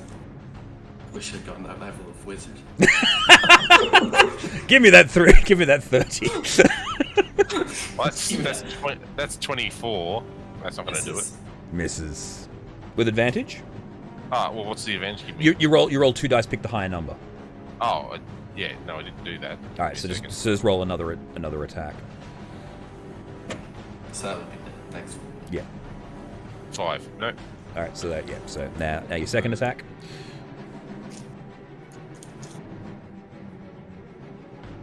$21. That misses as well. With the advantage? Yeah, it was 24, 11, 5, and 21. Alright, cool. Yeah. Unfortunately, his ridiculously hasted armor is keeping him still protected from your powerful blows. Alright. And that's my turn. Yeah, now it's Flair's. That's all right. This calls for some serious death. I'm going to. How high is the roof? 10 feet. They're not very tall. They're like standard room heights. So yeah, that's not ideal. I'll admit. I'm a very tactical guy. I'm guessing the holes in the wall up here are not still. No, they sealed up. They're like little vents. Well, actually, a single vent with a single track. All right. It's so hard. So many options. All right, I'll use Misty Step. Oh, wrong way. I can't go that way. There's a wall in my way. So, 6 feet, 30 feet over there.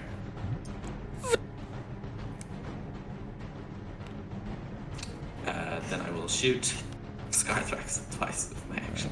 I'm gonna do this. I'm gonna turn you evil. It's me, Shadow. It's glowing dark. Oh, actually looks really cool. Does. I actually think that would work quite so well. That's awesome. 21 and 24 to hit Skythrax. The 24 will hit unless you want to do the thing. I'm going to do the thing. All right, both those miss. Oh, what? Got that back? Yeah. Okay. I want to pull this to a room where I'm more advantaged. Well, I'll move. Oh, I shoot him again. I've got hasted action. One more shot. Okay, no. And then back to the edge of the room, flying up my 10 feet. Kind of flattening myself on the wall. On the roof, sorry. Yeah. Yeah, that's it. Okay. Can't say I'm too happy with that. Talon, it's all yours. He's leaving the room, or are you just taking the homunculus out? Basically, and I'm just gonna... probably gonna, like, watch from here. Alright. Cool. So you got it out of the room. You can attempt again if you want to disarm the thing. Sure.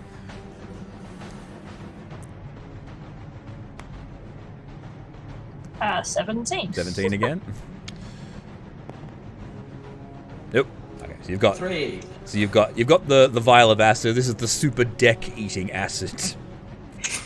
I will put that in my pocket, and I will, I guess, for a lack of a better term, roll the homunculus up and tuck it under my arm. Okay.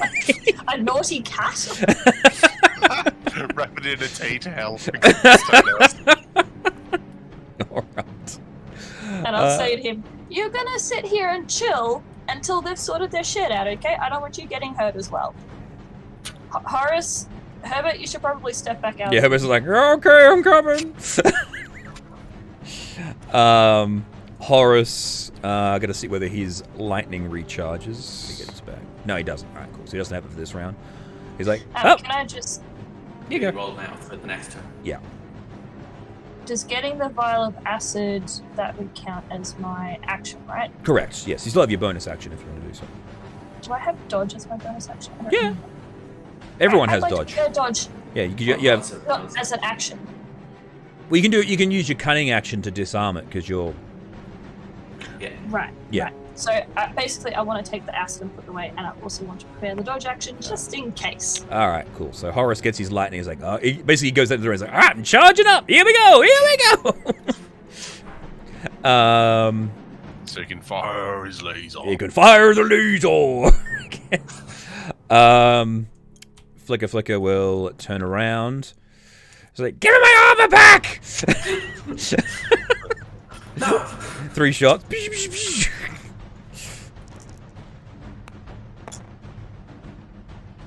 Wow. Ooh, 25 was the higher one, so hit you Yeah. at least once.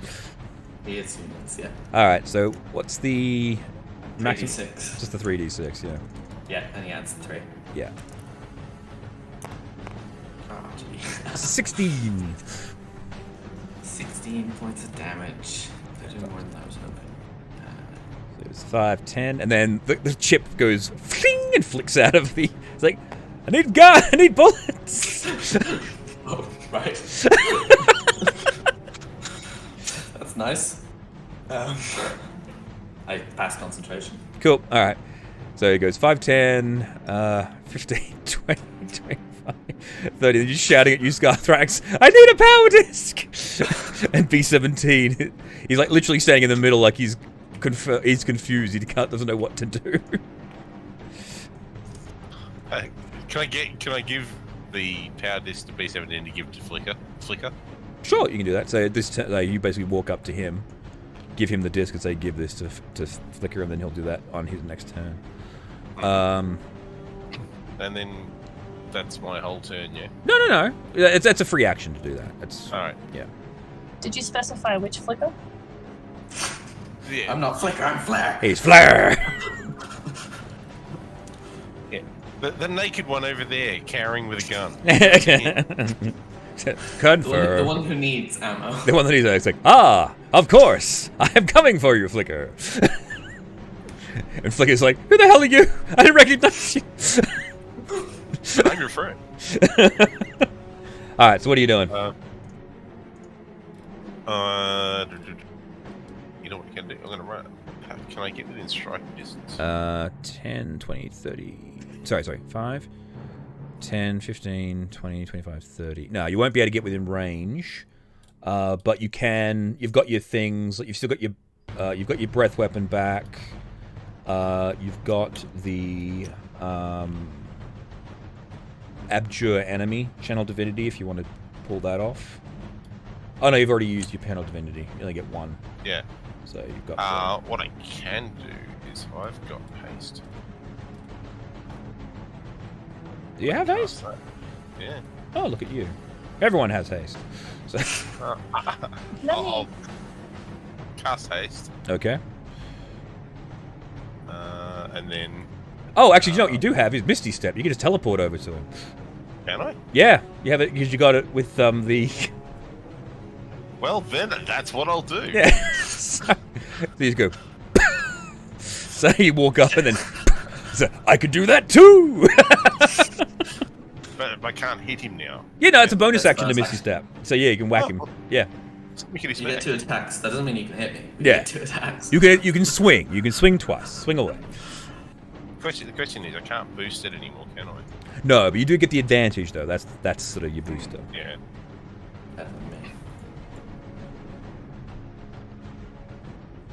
That's a natural 20. Ah!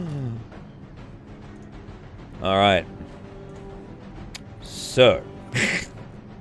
So that's double damage in that? Yeah, so give me a second here. So you're doing 2d8, so it's 16.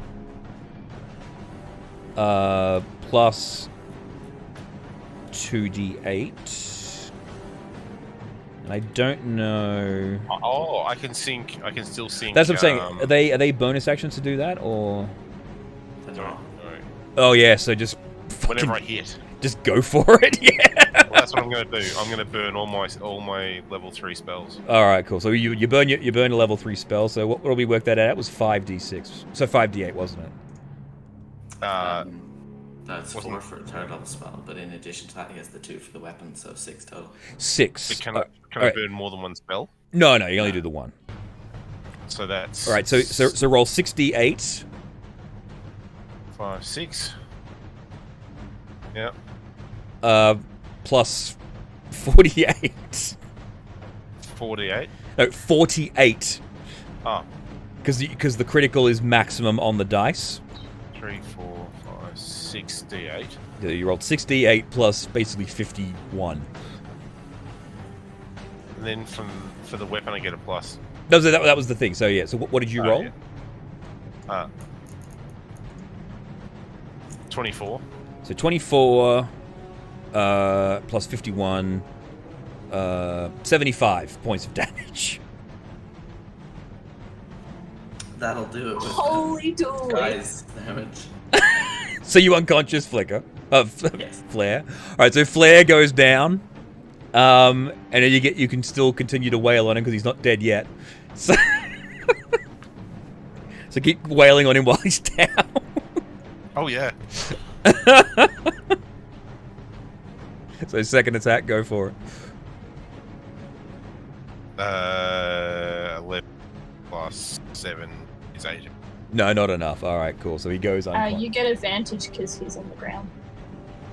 But I already get advantage because of the... Yeah, he's already got advantage. Oh, okay, right. Yeah, he's got advantage because he made the oath against him. All right. Well, that's it for Scarthax. Flare, death saving throw. Alright. I don't think this is gonna go too well for me. No. That's a fail. Indeed. Horace is going to move over to here, and he's going to look at you, Scarthax, and go, say, "You got him?"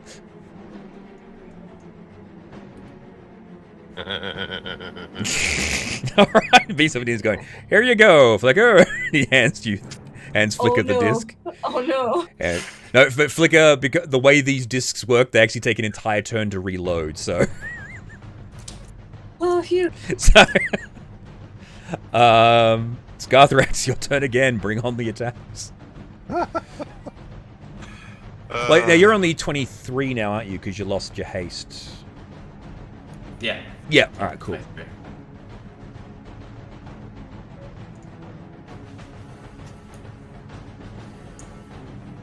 18 plus 7. That'll hit, yeah. Yeah, that'll That's hit. 23. Alright, so that's 2 failed death saves. So that kills him. So you bring the flail down. It strikes Flicker, and you see. Let's do it again. It strikes Flare, and you see him light up, and you hear, and he actually goes and gets turned inside out inside of his suit and disappears, and then 3 tails emerge from the end of your flail, Scarthrax. You have redeemed yourself in the eyes of your goddess, and Flicker's armor and equipment just sits there, completely inert and empty. And Flicker goes, "Mine!"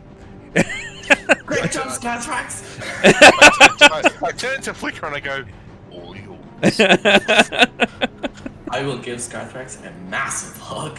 Oh, my best buddy! I love this guy! This is very, Awkward. Dude, my, have you never my been tail's camping? my tail's Let me going know. like, you know, a cat. You know, when the cats are like really unhappy about what's going on. My tail is currently like whap, whap, whap, whap, whap. No, this is fucking alright. I don't like it. He's a dog. He's wagging his tail. And on that note, that is where we will leave today's session. So, thank you all very much for watching, and thank you all very much for playing. I have been your humble host, Tim. Thank you to my players, Talon, Stop wriggling, little machine. Flicker, It is me, not him. It's me. and Scarthrak. Excellent.